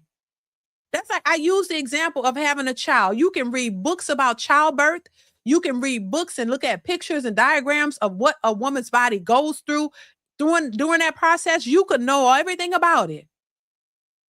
But to experience it is a totally different situation. Knowing the process is great because you know what's happening. But if you don't feel what's happening, that's a whole different thing. To know about it and to experience it is two different things. I'm sorry. And I will never, because I've experienced it. When you're young and you're single, you're like, oh, I wouldn't do this or this person. You have a different opinion. You have a different perspective. People say all kind of things they wouldn't do, or they would, or they won't, until you're in it. You don't know what you're going to do until you actually experience it. So yeah, it's one thing you can give an opinion, but when you start to experience certain things, then your perspective changes because you've gone through it and you're like, okay, damn, it changes because you've actually experienced some things. So I will say experience, in my opinion, is the best teacher. I do think that you got to go through some things and it changes your perspective. But it's not saying you can't have an opinion. Yeah, you're going to have an opinion. And I think if your opinion lines up with what's right and wrong, because you know right from wrong, that's valid. That's valid. But certain things changes when you go through certain stuff. That's all I'm going to say. So that's why I say, listen, I would not go to a counselor who is not married. I wouldn't go get counseling advice from somebody that's single. No, I want to get advice from people who have been married 30 plus years and are still married, because they can tell you the ups and downs of it, how to navigate the issues, and how y'all was able to make it work. I want to hear from people who are experiencing the ups and downs, ebbs and flows, the hardships, the good times, and y'all were able to stay the course, because that's what you signed up for. If you end up divorced, that means one or the other gave up. So I want to talk to the people who didn't give up and who said, we was able to get past the hardships. It was hard. It was a tug of war, but we got past it. We on the other side. Now we good. I want to hear from those. I want to hear people who are actually living it and still living it, not somebody who gave up or, walked away and all of this because you gave up. So no, I need the experience, baby. I'm sorry. Let's continue. Want somebody, if I have expectations to be, let's say, married. Mm-hmm. If somebody me personally, if somebody hasn't been married, it would be hard for me to receive what they're telling me. I got you. Let me ask you a question. If I was married and my husband was in jail, but I'm married, would you value that advice? You're married, so yes. Okay, well, that's where we differ. Yeah, but Kendra, why is your husband in jail? See, there has to be context. He could be in jail for a legitimate reason, defending himself, or just because he went to jail doesn't mean he's a bad person. And if he's your husband, then you're supposed to be there through thick and thin, good for better or worse. What y'all think marriage is? So this is why these people aren't married, because they don't understand the concept of marriage. Why is he in jail? What did he do? Everybody in jail doesn't mean they're in there for the most heinous crimes. You have to have context behind it. Is he a jailbird? Is he always in jail? Did you meet him doing bad shit? Why did you marry him if he was committing crimes? Like, come on. Like, that's why I say Kendra G is a little throw off in a sense. And I respect, much due respect to her, because, I think she's fun and all of that. But sometimes I know to be in your 40s, some be a little off. Like, come on now, ma'am. You got to have context. You can't just say that. If he's in jail, if my husband went to jail for defending himself, okay, that's my husband. I'm going to support him. You know what I'm saying? Like, you got to give context. Like, what are we talking about? Is he just a low down, dirty, just street nigga who's just committing crimes? What? Because why would you be married to a person like that? So you have to have context behind that. I don't understand. They don't understand the commitment and level of marriage.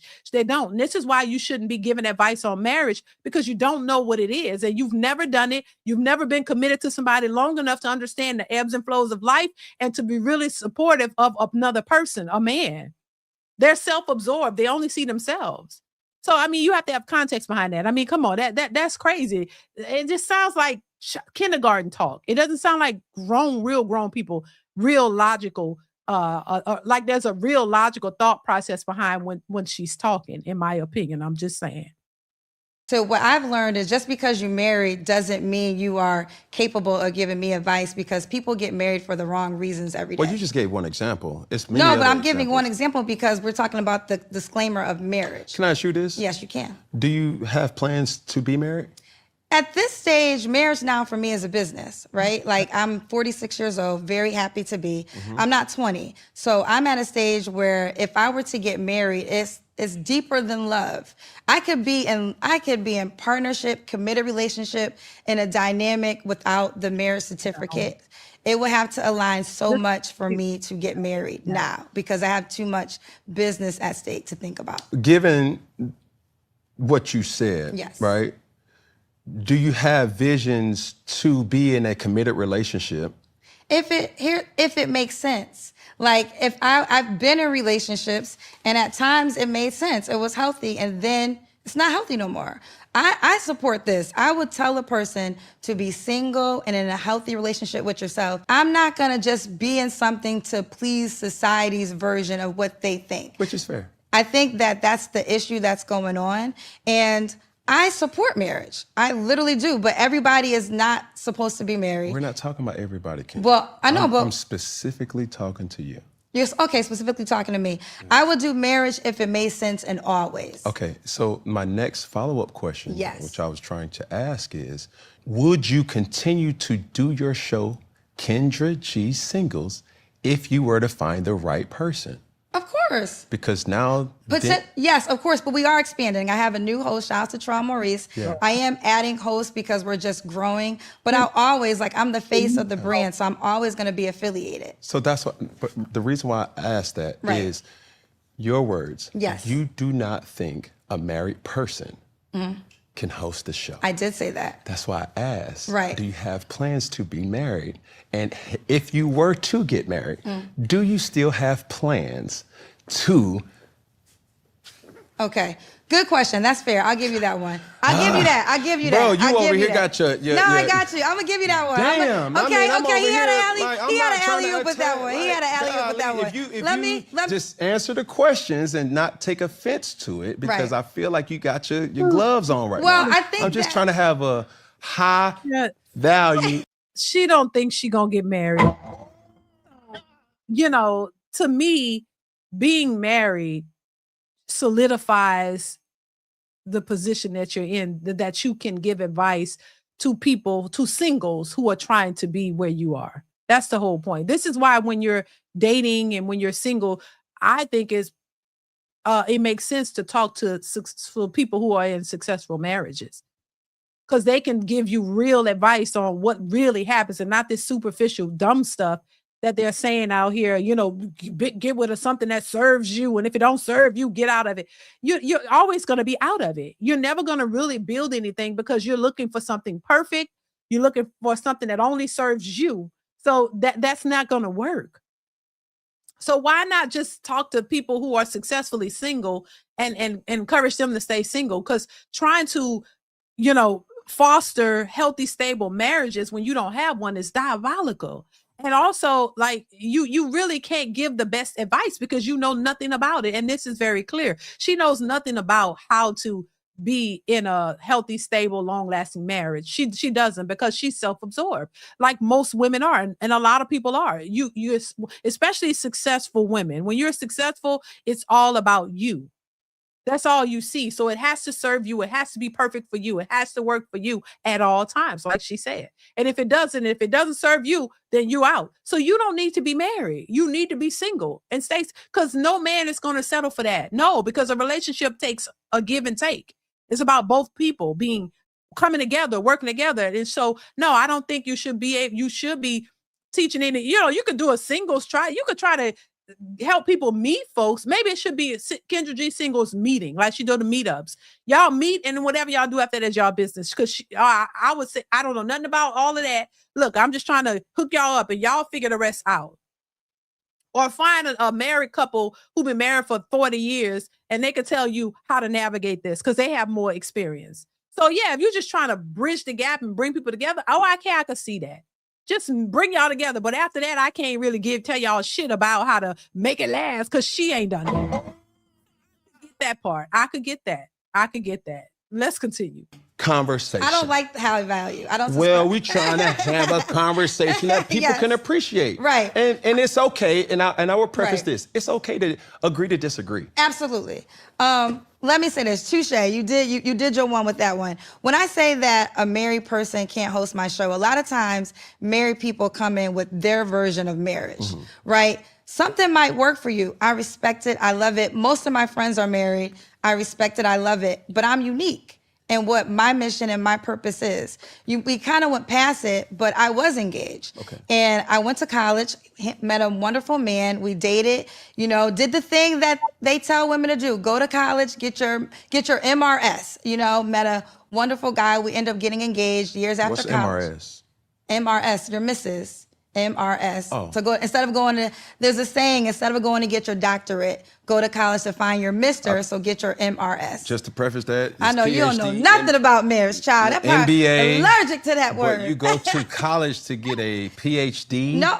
Well, no. So when you said MRS, it's like... Well, let's talk about it. There's plenty of girls that go to college in order to meet their husband. Okay. That's a real thing. They're going to college, they're trying, and most people do kind of get married at time in college. It happens outside of college, too. It can happen outside of college, too, but that is also a goal. So what I was saying is, it wasn't necessarily my goal, but that's what happened. I was in a relationship, amazing man, we got engaged. One rule that we made, which I'm so happy we made, is we would never get divorced. And having that rule made me not think about 26-year-old Kendra G. I had to think about 90-year-old Kendra G, because I'm gonna do this and there's no out. And I feel as though if more people went into marriage where we're not getting a divorce, they would do what we did. And we took it really serious. And one of the things that we learned was we had love, but we had different life plans. At this time, I'm early in my radio career. I'm making $7 an hour. He's an electrical engineer, career way more promising than mine, right? And what normally happens when a woman gets married, normally you conform to the man. That's usually how it works. The woman pretty much suppresses her dreams and you follow the man. Nothing wrong with that. Like, I support whatever works for a person, but I have a purpose and I couldn't give up my dream. And I decided to pursue the things that I wanted to pursue. And then we did not get married. And along this journey, I've dated men. And, you know, I work in the entertainment industry. You know, I'm a radio host around all these successful men, but it didn't always align to marriage. Now, and it's funny because that's typically what happens, you know. A lot of women have met the guy that they should have been married to, but they passed up on it because they thought that it was going to stifle them. They thought that they couldn't pursue their dreams anymore once they got married. It's almost like get married and your world just stops and now you're only his wife. Now, in a lot of cases, to be fair, that does happen where women feel like they wasted their opportunities because they got married and then they started implementing children, you know, having children, and that their lives kind of took another turn. But my thing is this, I think because only in the Black community for the most part, now I'm not saying this doesn't happen in other communities, but we think singularly. We think that we can only do one thing and we can't do anything else. And this is why a lot of women miss out, because those younger years are when, in my opinion, that's just my opinion, or when you have to decide what is it that you want the most. What is your priority? If your career is your priority, a lot of women take that option and they go with that, and they usually end up not being able to get married, and a lot of those women don't have children. But I see the majority of that happening in the Black community, because I know other races of women that I've met and known who have both. I see Asian women, white women, Indian women who actually get married in those college years, get engaged, get married, they start a family, and they still pursue their careers. Why is it when in our community, we only see it one way? With all due respect to Kendra G, she still could have married, depending on what they agreed upon. She could have gotten married, started a family with her husband because he was more successful at the time. She could have had 1 or 2 kids, whatever they agreed to, and raised her kids, and you still could have pursued your career. They think that it's only one way or the highway because they want to prioritize themselves first. And I think that's the mistake a lot of women make. You so focused on you and yours, you're not thinking of the bigger picture. A lot of women think that their life is over when they have a husband and a family, when so many women go and have their families. And to me, the most pressing thing when you're young is your family. That's the prominent time to create your family, when you're in your prime as a woman, where you create she could have had 1 or 2 kids, or however many they agreed to, while her husband, who would have been her husband, had his career, and she still could have pursued her dreams. I'm a walking example of that. This is why I say, and it may not work that same way for everybody, but it's definitely doable.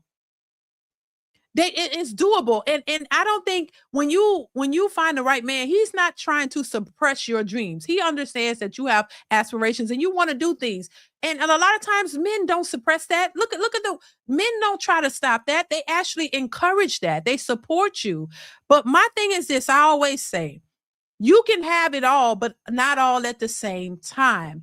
And I think because women were taught to be these independent chicks and you don't have to depend on a man and you got to take care of yourself, that's their trajectory. And that's why they're so gung-ho on that. They don't see anything else. They think, well, damn, if I don't go and do this and go to college and pursue my stuff all right now, then I'm going to miss out on it. And I can't do that because I have to depend on me.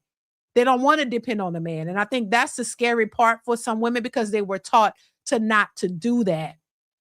And so that's the difference between our community and other communities. They're not taught that. They're taught you got to go get married. married, and the younger the better. So you go to college, get that degree, but also get you a man, because you need to be engaged and you need to be married. You can't be 30 and 40 years old trying to get married, and then you need to start working on that family. And this is why they do that, because they're taught. We're taught the opposite, and this is why you have so many women who think like Kendra, and you prioritize what you wanted, you're successful at it, but you end up foregoing husband and family because you don't think you could do them both. And you don't want to do it the way that has proven to work, because that's not the goal.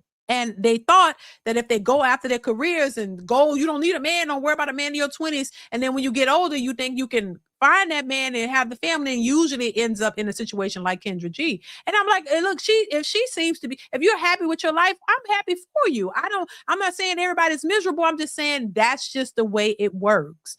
You could still, just because you have a husband and children don't mean you're dead. Don't mean that you can't do other things. You know, you could still pursue your dreams. Just like there are men who actually put certain life trajectory things on the back burner for their families. There are certain men who sacrifice certain things so that they can be with their families and raise their children and support their wives. There are men who do the exact same thing. And so I just think you got to understand how to go about it. You can have it all. You just can't have it all at the same time. And because there is a biological clock for women, it is always better to pursue that husband and that family early on, with the understanding that you could still work on your degrees. If that's what you want and that's okay in your family, you can still work on it. Business or whatever it is you want to do, you can still work on it. I always say, look, I got a degree, I got a bachelor's degree, and I got it while I was married when my kids were smaller. So I still had toddlers while I'm online doing schoolwork and still getting that, because at the time it was something that was important to me, of course, because, we were taught you're supposed to do that and have something to fall back on. Did it. Haven't used that degree to this day.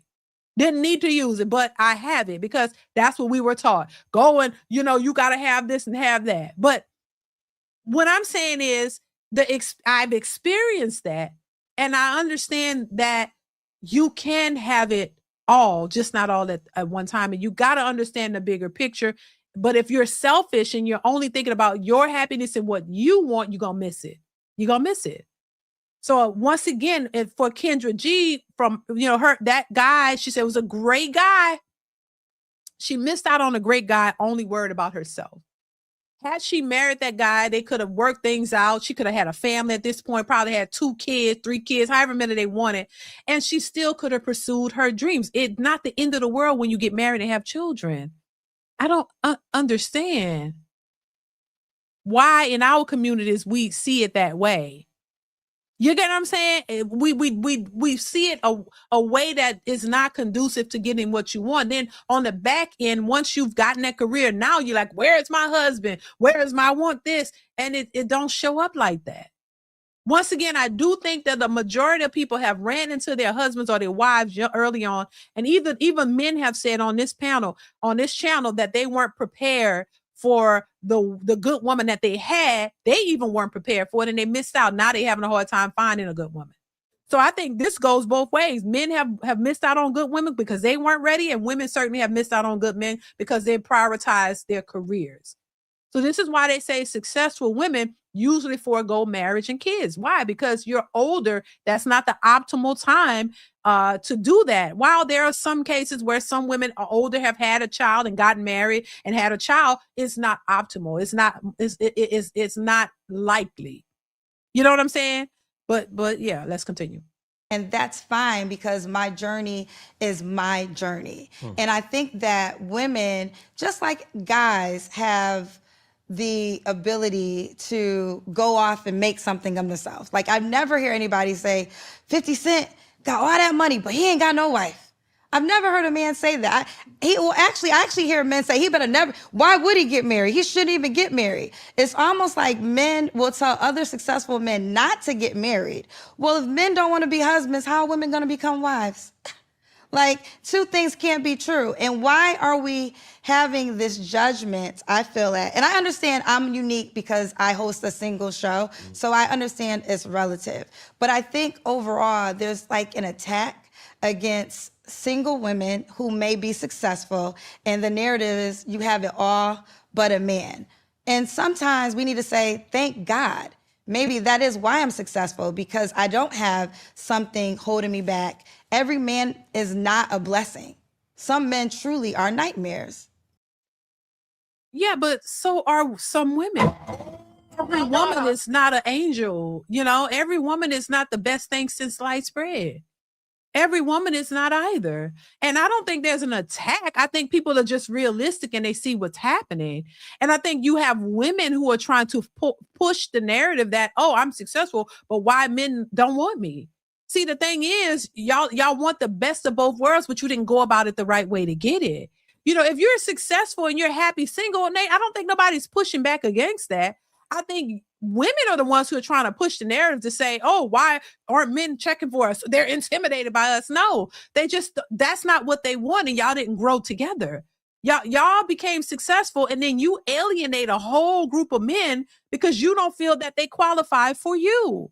So no, you are the ones who alienate yourselves from good men because you think that because you worked hard that you got to have a man at a certain caliber and the men at that certain caliber don't want you.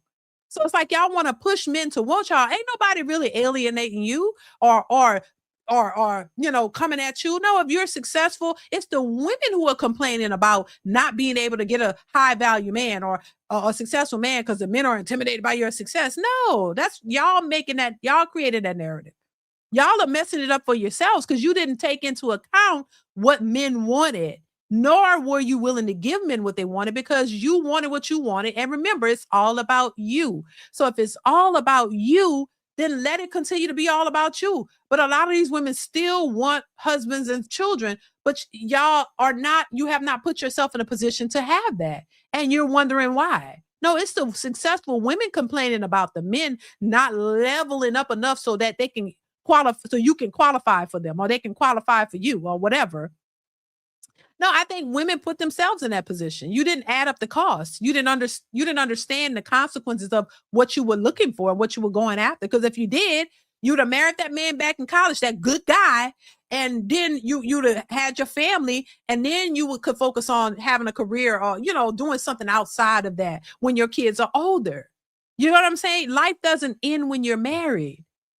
You're not a beat down slave in the bottom of the cellar or the basement when you marry. I don't know, but that's the way they paint marriage. Like marriage is just a bad state. And oh my God, because you bogged down with one man, because you can't go out here and be a 304. That, oh my God, this man is just gonna you just gonna be all you gonna just be is just cooking and cleaning and in the cellar looking like a rag doll taking care of children. No, that's not what it is.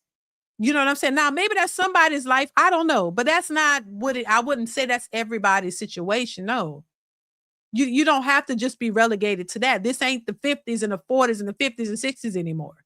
You know what I mean? And then and every man is not a controlling demon that's just controlling your life and got you like that movie. Like every man is not sleeping with the enemy where he just got controlling you and don't want you to do anything. No.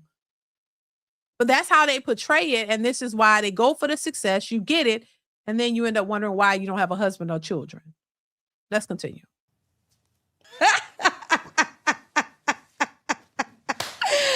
Sometimes you just got to laugh it off. Man, listen, I've seen your content. Yes. All right. And you bring singles to the table and ask them relative and important questions. Right? So since we're on Funky Friday, I am going to flip the script and ask you the question. Okay. Oh, God. Okay. Do you want children? If I align with the right person and it makes sense. Oh, Jesus Christ. I'm like most girls. You grow up with Cinderella story, right? And it's like, I'm going to be Prince Charming and we're going to have children. I never wanted to have children during my radio career because the thing with radio, it's very like it's very unpredictable. Like I've got fired, like every 4 years I'm moving to a different city. And I remember I had an amazing job in Philly, and then I ended up moving to Atlanta, where I actually met you. I hosted your, Lakeview retired night for Cam Newton night. Westlake. Yes, Westlake, Westlake. I was working at V103 at the time. Wow. But before I ended up getting promoted to the morning show, I was part-time. I had to, even though I was big time in Philly, I had to work my grounds in Atlanta. And I was staying with a friend, and I remember I stayed in this like extra bedroom, and I had an air mattress. And I remember laying down, and I was like, if I was a mother, I would be out of this career because I would not be able to make that decision, because I would have to make, I feel as though if I bring a child in this world, everything is second. The child's first. I made that decision. And if my dreams, if they can't align still, but I have to feed that human, and nothing's gonna trump that. So I didn't wanna set myself up in that dynamic unless it made sense. And I feel as though, to me, a woman having a child is more of a commitment for her than marriage. Because if you're a good mom, you're gonna want your child to be around the father. So you're directly creating a life with a person who may or may not become your husband. So for me personally, I will only have children if it aligns. I'm older, I froze my eggs. I 1000% support all women. I would say it 1,000 times. We're in a different space. Women are working. They're waiting longer to settle down with a particular person. This will give you the opportunity, if you want to become a mom one day, by freezing your eggs. Because it is true. There is a clock, right? And if you don't freeze your eggs, you do gotta, make that decision at a certain period just because of biology. But freezing your eggs gives you a chance to say, you know what, this wasn't the right choice for me. This isn't the right guy. But if I don't meet the right guy and I never become a mom in that way, I'm cool. Okay. I'm cool. Yeah, and I respect that. I respect that. If you cool, okay, I'm cool. So if you cool with it, I'm cool with it. But I just think, that biological clock is real. And why would you want to wait till you 40, damn near 50 years old to start to have one child? Whether you have the child through in vitro or, surrogate or whatever, 50, you know what I'm saying? And people do it nowadays, but I'm like, you're older, you're going to be an old lady with a young child, and you listen, I can't really say too much. My son, my youngest is 8. So that was 8 years ago. I forget what I was, 42. I was in my early 40s when I had him. So, but we got a bunch of children. So I'm just saying, do your thing. But I'm just like, you're getting older. You're going to wait till you 50 years older to go out and pull out the eggs and have a child at that age with who? So you're going to wait your whole life to just become a single mother. You know what I'm saying? Like it doesn't, you know what I mean? It is what it is. And I respect your choices and stuff, but I'm just like, I don't get it. I once again, I do get it. And once again, it does go back to, it goes back to what we were taught. Oh, don't worry about a man in your 20s. You're supposed to be having fun and you be, and you don't need that. But then when you get your career, go get it. That screwed a lot of people up. So I do get where it comes from. It screws a lot of people up. So I get where it comes from. And now people are just sort of picking up the pieces and whatever. But I really just think we need to like teach the younger generation a different way, the way everybody else does it. Only in the Black community are we moving like this. Everybody, when I had a job in my 19, 20 years old, was a hostess at a restaurant. All the white girls that I was and Asian girls that I was working with at that time, they were in college, and guess what? They were engaged. I said this before. They were in college and they were engaged, planning weddings, waiting tables. They were waiting tables in a restaurant. The Black girls that I knew that I worked with in there were dating niggas in jail. You understand? And hoeing it up. Okay? The Black girls that I knew some of them were in college. Yeah, but they were hoeing it up, sleeping around, dating men in jail. and the white and the Asian girls were engaged to be married while waiting tables. They didn't have no, they were waiting tables in college and engaged to a guy in college, planning to get married by the time they graduate. And then they were moving, some of them moved to other states. And then they end up getting up a place to get apartments together. They were getting married and looking to start a family. One of them was going to school to be a teacher. So she was going to be a teacher. He was going to be in his field. These, and nobody was rich. None of these people, regular people. She was going to be a teacher. He was going to be whatever he was going for. They were getting an apartment together. And then they was thinking about starting a family. That's how everybody else did it. I don't understand when it comes to us, it's like either or. And then you be on the back end, 40, 50 years old saying, what happened? Oh my God, I don't have no other choice now. It's crazy. And I just like, if you want to know how to do it, look at what everybody else is doing.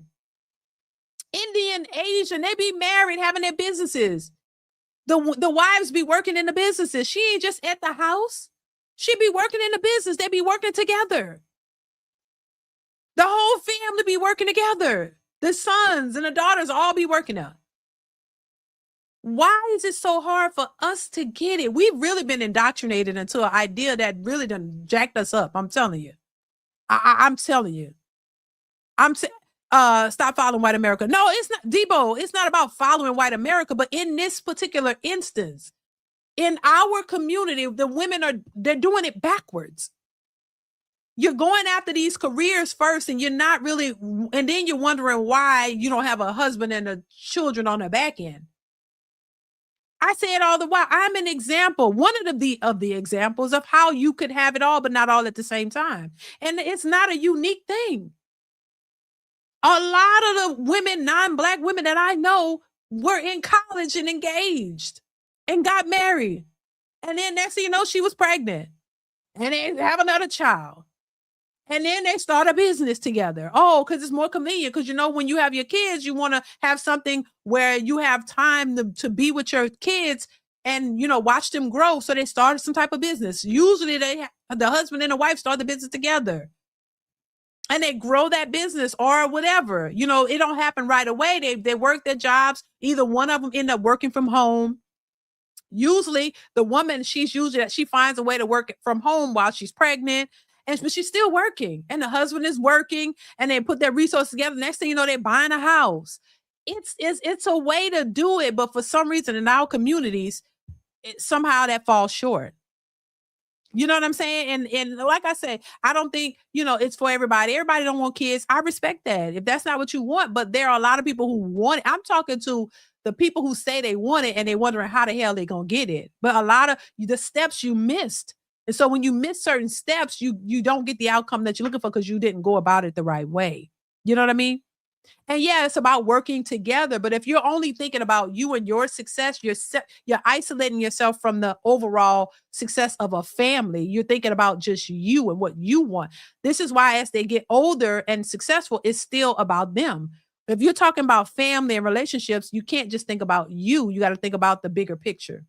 Mauricio, thank you for the super chat, says they don't understand that the more successful a man becomes, the more he avoids the very women Kendra represents, speaking for myself. Exactly. Thank you, Mauricio, for the super chat. I appreciate it. Thank you for the support. Yeah, so I just think there's a way to go about it, and you can't think selfishly if you want that. If you don't want kids and you don't want marriage, then all you got to do is think about yourself, you know? And I'm not mad at it if that's your choice, but a lot of women are saying, hey, we watched Ari Lennox say this. She thought the more she gets successful and all that, and that will guarantee her a man. And you realize the men don't care about your success because they're the ones who are looked at to take care of a family. Women aren't looked at as the ones to take care of an entire family. So when you become successful, you're only thinking about taking care of you. And if you have a kid, a man is looked at to take care of a potential wife and kids. That's what he's looked at to provide. So that's why the successful part is always on the men for that, because he is looked at in a way to be a provider and a protector for a potential family. He the one who is looked at to go and provide a house for his family, to put his family in it. This is why men who want that, they go buy a house. Women buying houses for themselves. And then they're not looking at, they don't even want to share. So if you're able to buy a house for you, you don't even think about, okay, well, I can contribute in a relationship. If I get a good man, you know, we work together. They're not thinking like that. They're thinking independently. And that's the problem. Mauricio, thank you once again for the super chat. Says, I made so much progress when I stopped listening to my mom. Yeah, I think a lot of people could relate to that, Mauricio. Thank you for the super chat. I appreciate you. Yo, it's Eric TV. Thank you for the super chat. Says, hi, D. Hey, how are you? Thank you so much for being here and supporting the channel. I appreciate you, bro. That's crazy. He says, and my dad too, for real. Let's continue. He have children. So here's the deal on that. I don't mind 1, maybe 2. I don't think I could do past 2.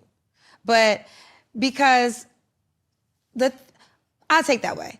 If he was a married man, you know, I'm 46 now, right? So if he's married, he came from a woman, they had 3 children, something happened. Like, I'm not gonna be pinholed to that. I can't date a man with 9, Cam. I'm out. Have you ever been approached by a guy I've been approached, let me tell you that something. has 9 kids? I've been approached by a man that had 4 kids. I've been approached by a man that had 7 kids. I had approached by a man that had 8 kids. First and last date, I can't do it. And I'm not mad at anybody that can, but that's a lot of energy you have to take in, because here's how I do feel. If I'm taking you, I'm taking all of you. So it's not just about the 9 children, it's about the mothers of the children. Yeah. They might have a cousin, and now, he was over Kendra G house, and it's a lot that comes, because I do feel as though if you sign up with a person, you sign up for that person. Yeah. So what they come with is what you come with. I do think you're projecting a little bit. Projected in what way? It's that the example that you gave was, that ain't my mama. That the kids say? I don't like, one of them kids ain't gonna like me. You think that all 9 kids are gonna like your new girlfriend?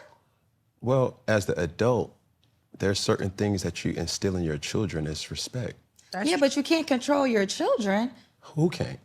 The children is a human. They have the right to be themselves. So under my house, you have to understand. So you think for them? Parents, yes, you have to. You can have respect. So this is what I feel as though is this. You can teach your children respect, right, but their emotions belong to them. Yeah, and this is why, this is going back to the first question. Okay. It's like, you're telling me how a children is supposed to be raised, and you don't have children. But I was raised as a child. What does that mean?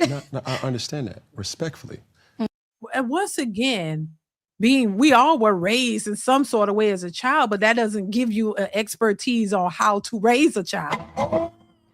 Once again, experience. See, this is, it goes back to experience, child. Yo, it's Ari TV. Thank you for the super chat. Once again, it says, I think she lying. Nobody trying to talk to her. Oh my God.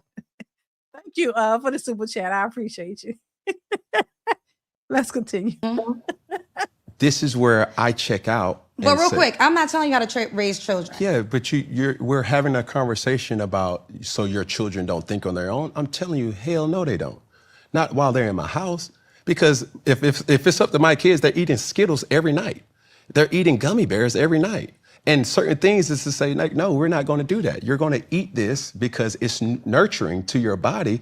And that's a food example. Mm-hmm. But you're saying that you want to stay up and play video games all day, but we have to work on your literacy. You may not want to read your book. You may not want to go to tutoring. You may not want to go to school. But hey, yes, I'm thinking for you. I'm telling you that, no, I'm not negotiating with you. You're not staying in this bed, sweetheart. You're not staying in this bed. So I'm thinking for you because I'm 36. You're 6. I'm 36. You're 8. I'm 36. You're 20. So let me say, I agree with all that. So we were talking about your children's emotion with a new romantic interest. Mm-hmm. That's what I'm talking about. So you're right, I don't have kids. But when I was a kid, there's a moment my parents were not together. Okay.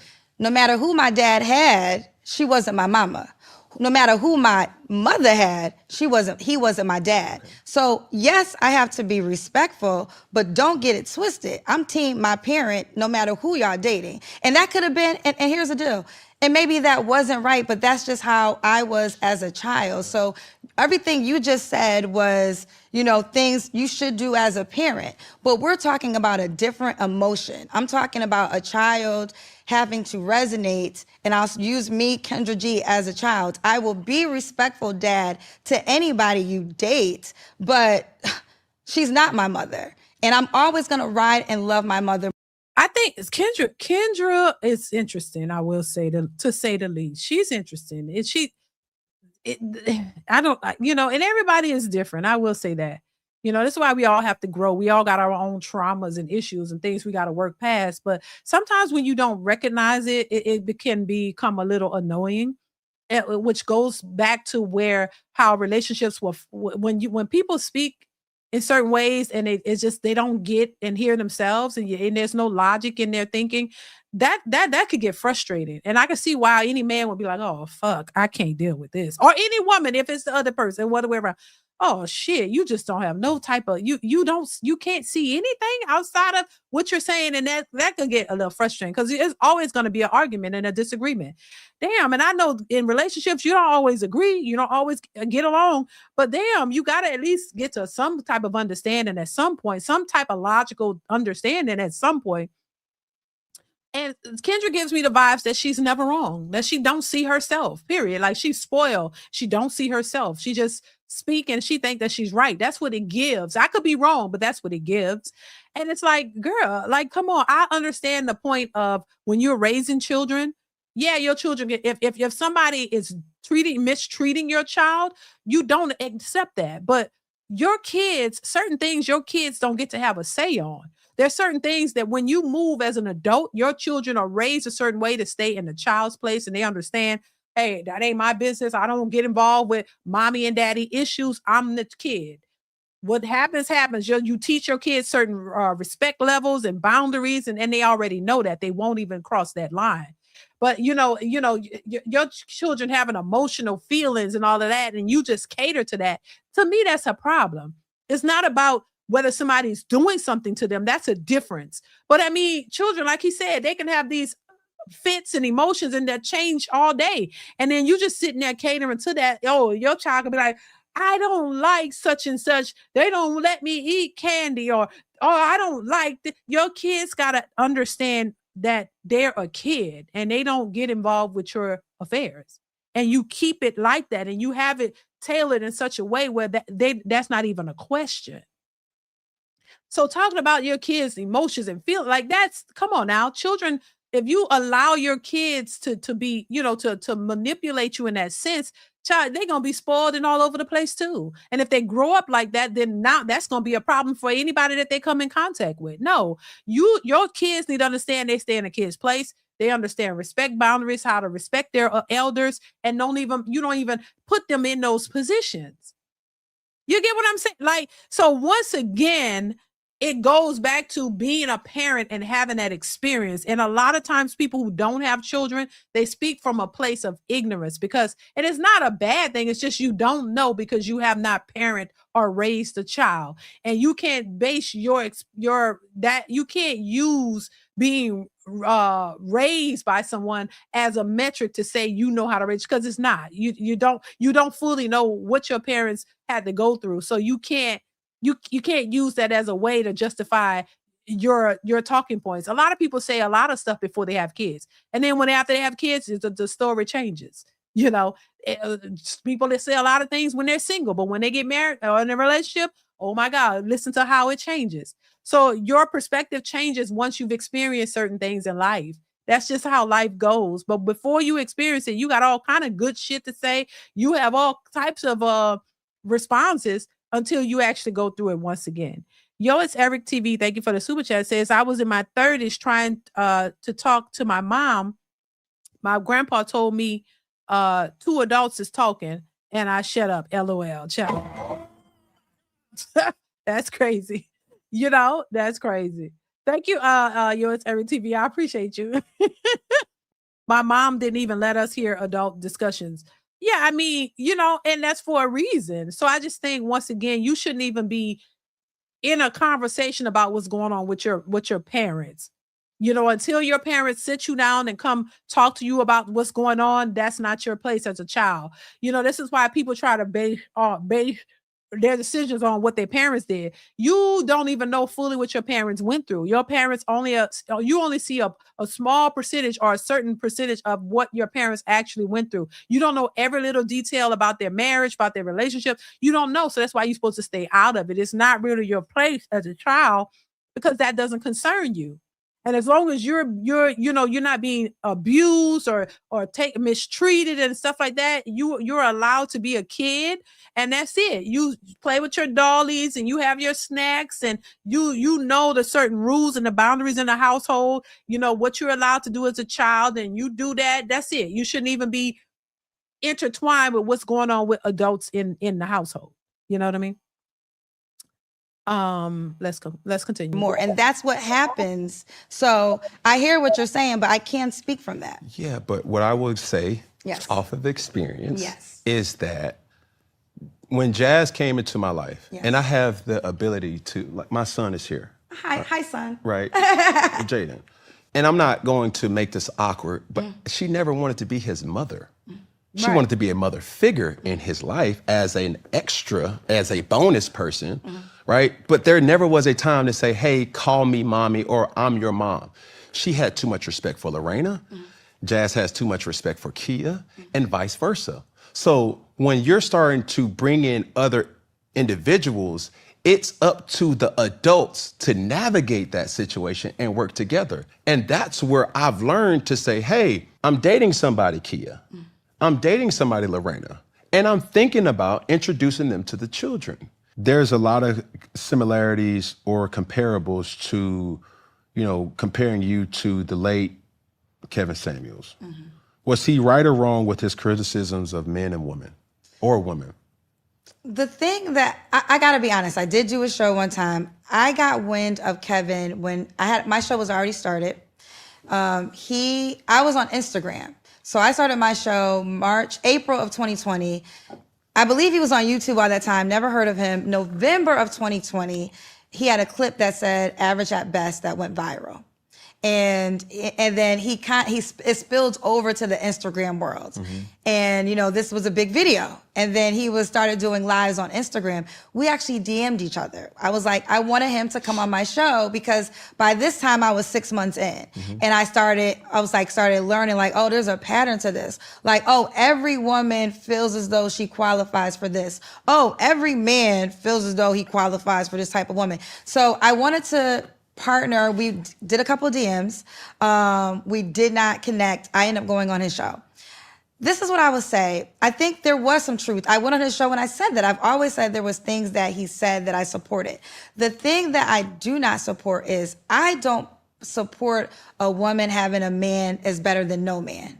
I would absolutely, Kendra G would tell you, have no man, get your life together, heal, become better before you go out to get another man. But that's...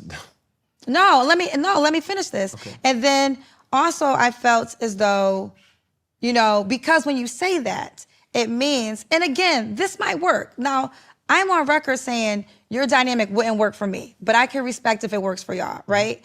But I think it's unfair to do a scare tactic at times when it comes to, well, at least I have a man. Yes, he's doing this. Yes, he might have cheated, or whatever the case may be, but at least I have a man.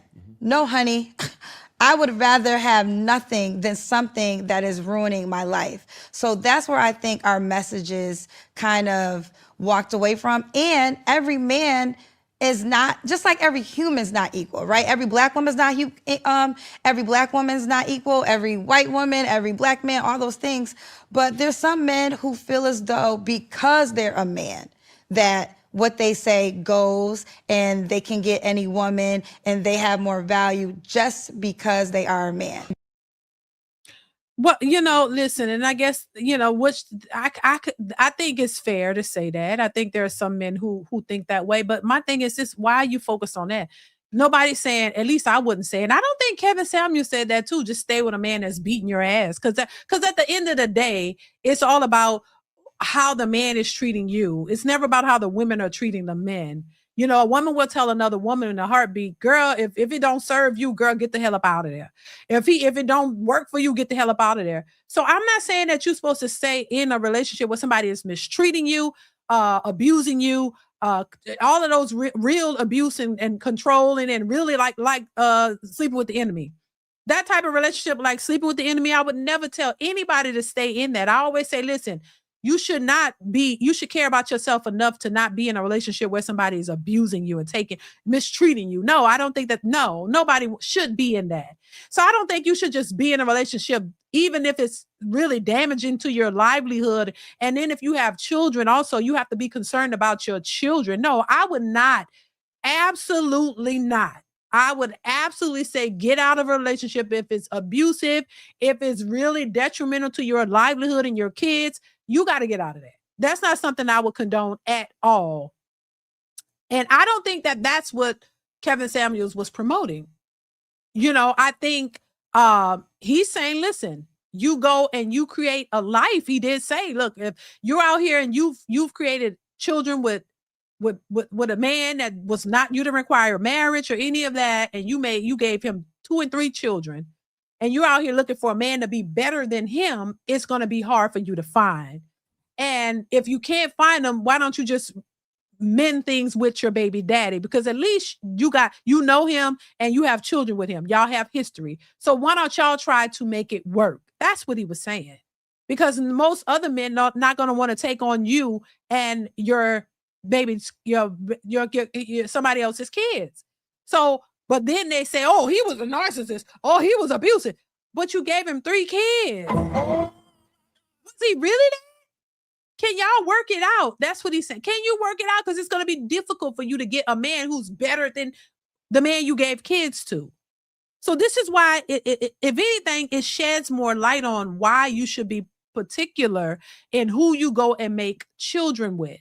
Because if you go lay down and give babies to narcissists, abusers, and all of that, you got to understand that that's going to weigh heavily on how the next man looks at you and perceives you, and whether he's going to take you seriously or not. Because now you have children with a man that you claim is a narcissist, an abuser. Why did you give him multiple babies? You know what I'm saying? So that's where we are now, where men are saying, no, I don't want to take care of nobody else's kids. So if you can't find a man who's going to work with you, then why don't you go try to work with the man that you already gave children to? And that's where they get pushback from. And so this is why, once again, a lot of single mothers are mad because men are not choosing them because of that very thing. And then the expectations for the next man is through the roof, but you didn't have any expectations for the man you gave several children to, or the several men you gave children to, and didn't have to have these same expectations. So that's where men are pushing back. And so rightfully so. That's just where we are. And I think that's what he was saying, And so, yeah, I think that's just it. I would never condone anybody to be in an abusive relationship. Don't do it. You should care more about yourself than to put yourself in that position. And if you don't know much about the person that you're dating, don't go and just give them babies. You don't have to have children. There are ways to protect yourself from having a child with a person that is not committed to you, not even in a relationship, or a man who's not trying to even marry you. You don't have to give him a baby. So I just think that's something women need to take notes on. Don't go out here just busting it open, letting these men raw dog you and get pregnant and then complain about them when you allow that to happen. You have some say in who you give your body to. And if somebody is, forcing you, then that's illegal and they need to go to jail. So if they're not forcing you and you giving it to them willingly, be cautious with who you lay down with, who you give a child to, because it's going to have a negative impact on your dating life. That's all. That's it. And so, yeah, and that's just really it in a nutshell. It's not about bashing women or bashing anybody. It's just about being realistic about what's happening and accepting your part in it, because we all play a part in our choices. If somebody is taking something from you, that is totally different. No, we don't condone people raping people and taking advantage of folks. I don't condone that at all. Somebody do that to you, lock their ass up. they need to go to jail pronto, and you need to get away from them. So we're not talking about that. We're talking about willful acts where you decide to do something with a person. They didn't do any of that, and you keep doing that, and then you think you expect the highest outcomes. Is insanity. And so this is where I tell young women, listen, you don't run out here. You know what I mean? Take your time, vet these people. The same way I tell men, vet these women, because women aren't perfect. Men aren't perfect. Nobody is perfect. But take time to get to know a person, because crazy people are out here, baby. Men and women. There's some psychopaths out here on both sides. So be careful. Don't just go out here busting it open for somebody because they're cute or they fine. No, get to know these people. You know, take your time, vet them properly. Let them know what your intentions are. Let them know I'm not out here just to sleep with you. I want commitment if that's what you want. Let them, whatever it is that you want, you let them know. That's all. Take your time, vet. You ain't in a rush. Vet these people. Let them know what your intentions are. If they on the same page with you, y'all on the same page, y'all will proceed. But if not, don't waste their time. They can't waste your time. And then you move on. That's all I'm saying. So, you know, once again, I think a lot of people, you know, fall short because they're out here, you know, for the wrong reasons, and they're looking for the wrong things. And then, you know, when they can't find it, when you've waste a lot of time, then you can't find what you want, and then they're complaining. So it's really about the people who are complaining about their own choices and the outcomes. They didn't get the outcomes that they thought they should, or, you know, that they should get, and they're mad about it. That's it. For people who are living their lives and happy, and not even worried about what we're saying on these social media streets, we're not even talking to them, because they living their lives. They don't care. They could care less what anybody's saying. They're happy with where they are. And if you're happy in your life and what you've accomplished, be happy. Do you.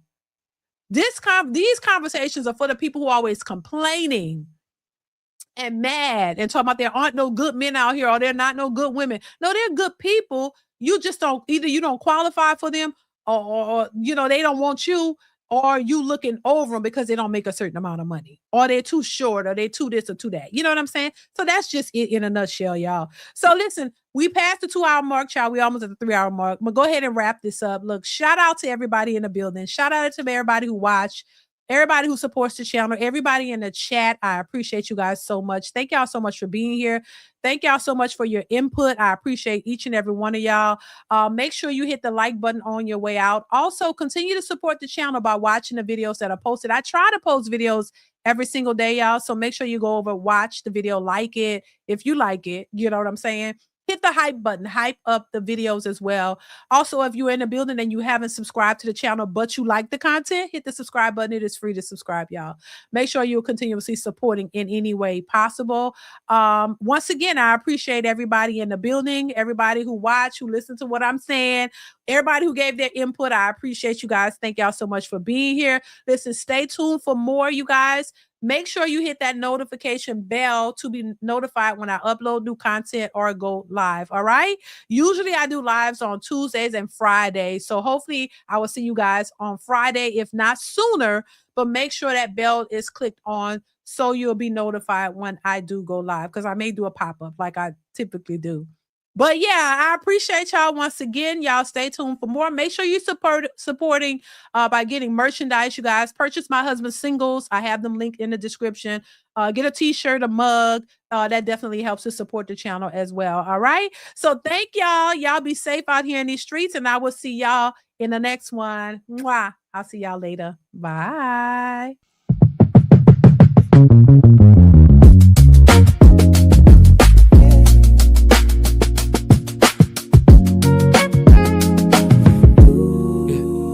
Laugh and my heart chokes.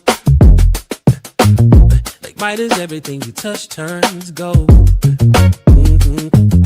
You dance in the hallway like nobody's told. You say my name so softly, like it's a little word. Yeah, every time you're near me, all my doubts get blurred. You take my day, turn it bright, brand new. Every look you give says I choose you. I get more than anybody ever could. You get me in a way I never understood. In every little smile, every little move you do. Ooh, baby, I don't need a reason.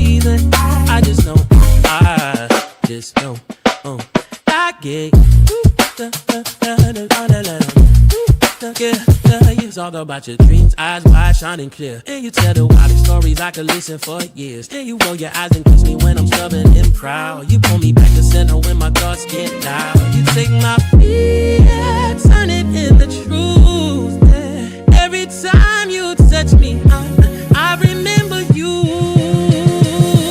I get more than anybody ever could. You get in a way I never understood. Every little smile, every little move you do. Ooh, baby, I don't need a reason. I just know, I just know I get. When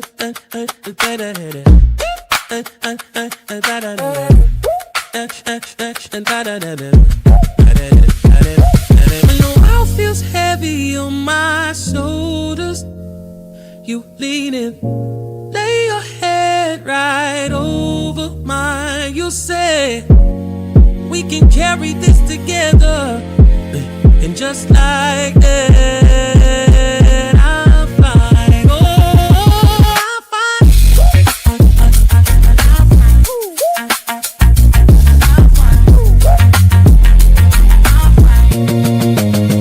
Oh, I get you every day, all the way. I get you get me in your eyes. That's when I'm free. I get you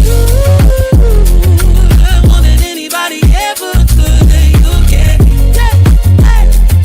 in a way I never understood. Every little smile, every little move you do, baby. I don't need a reason. I just know I get you. I get you.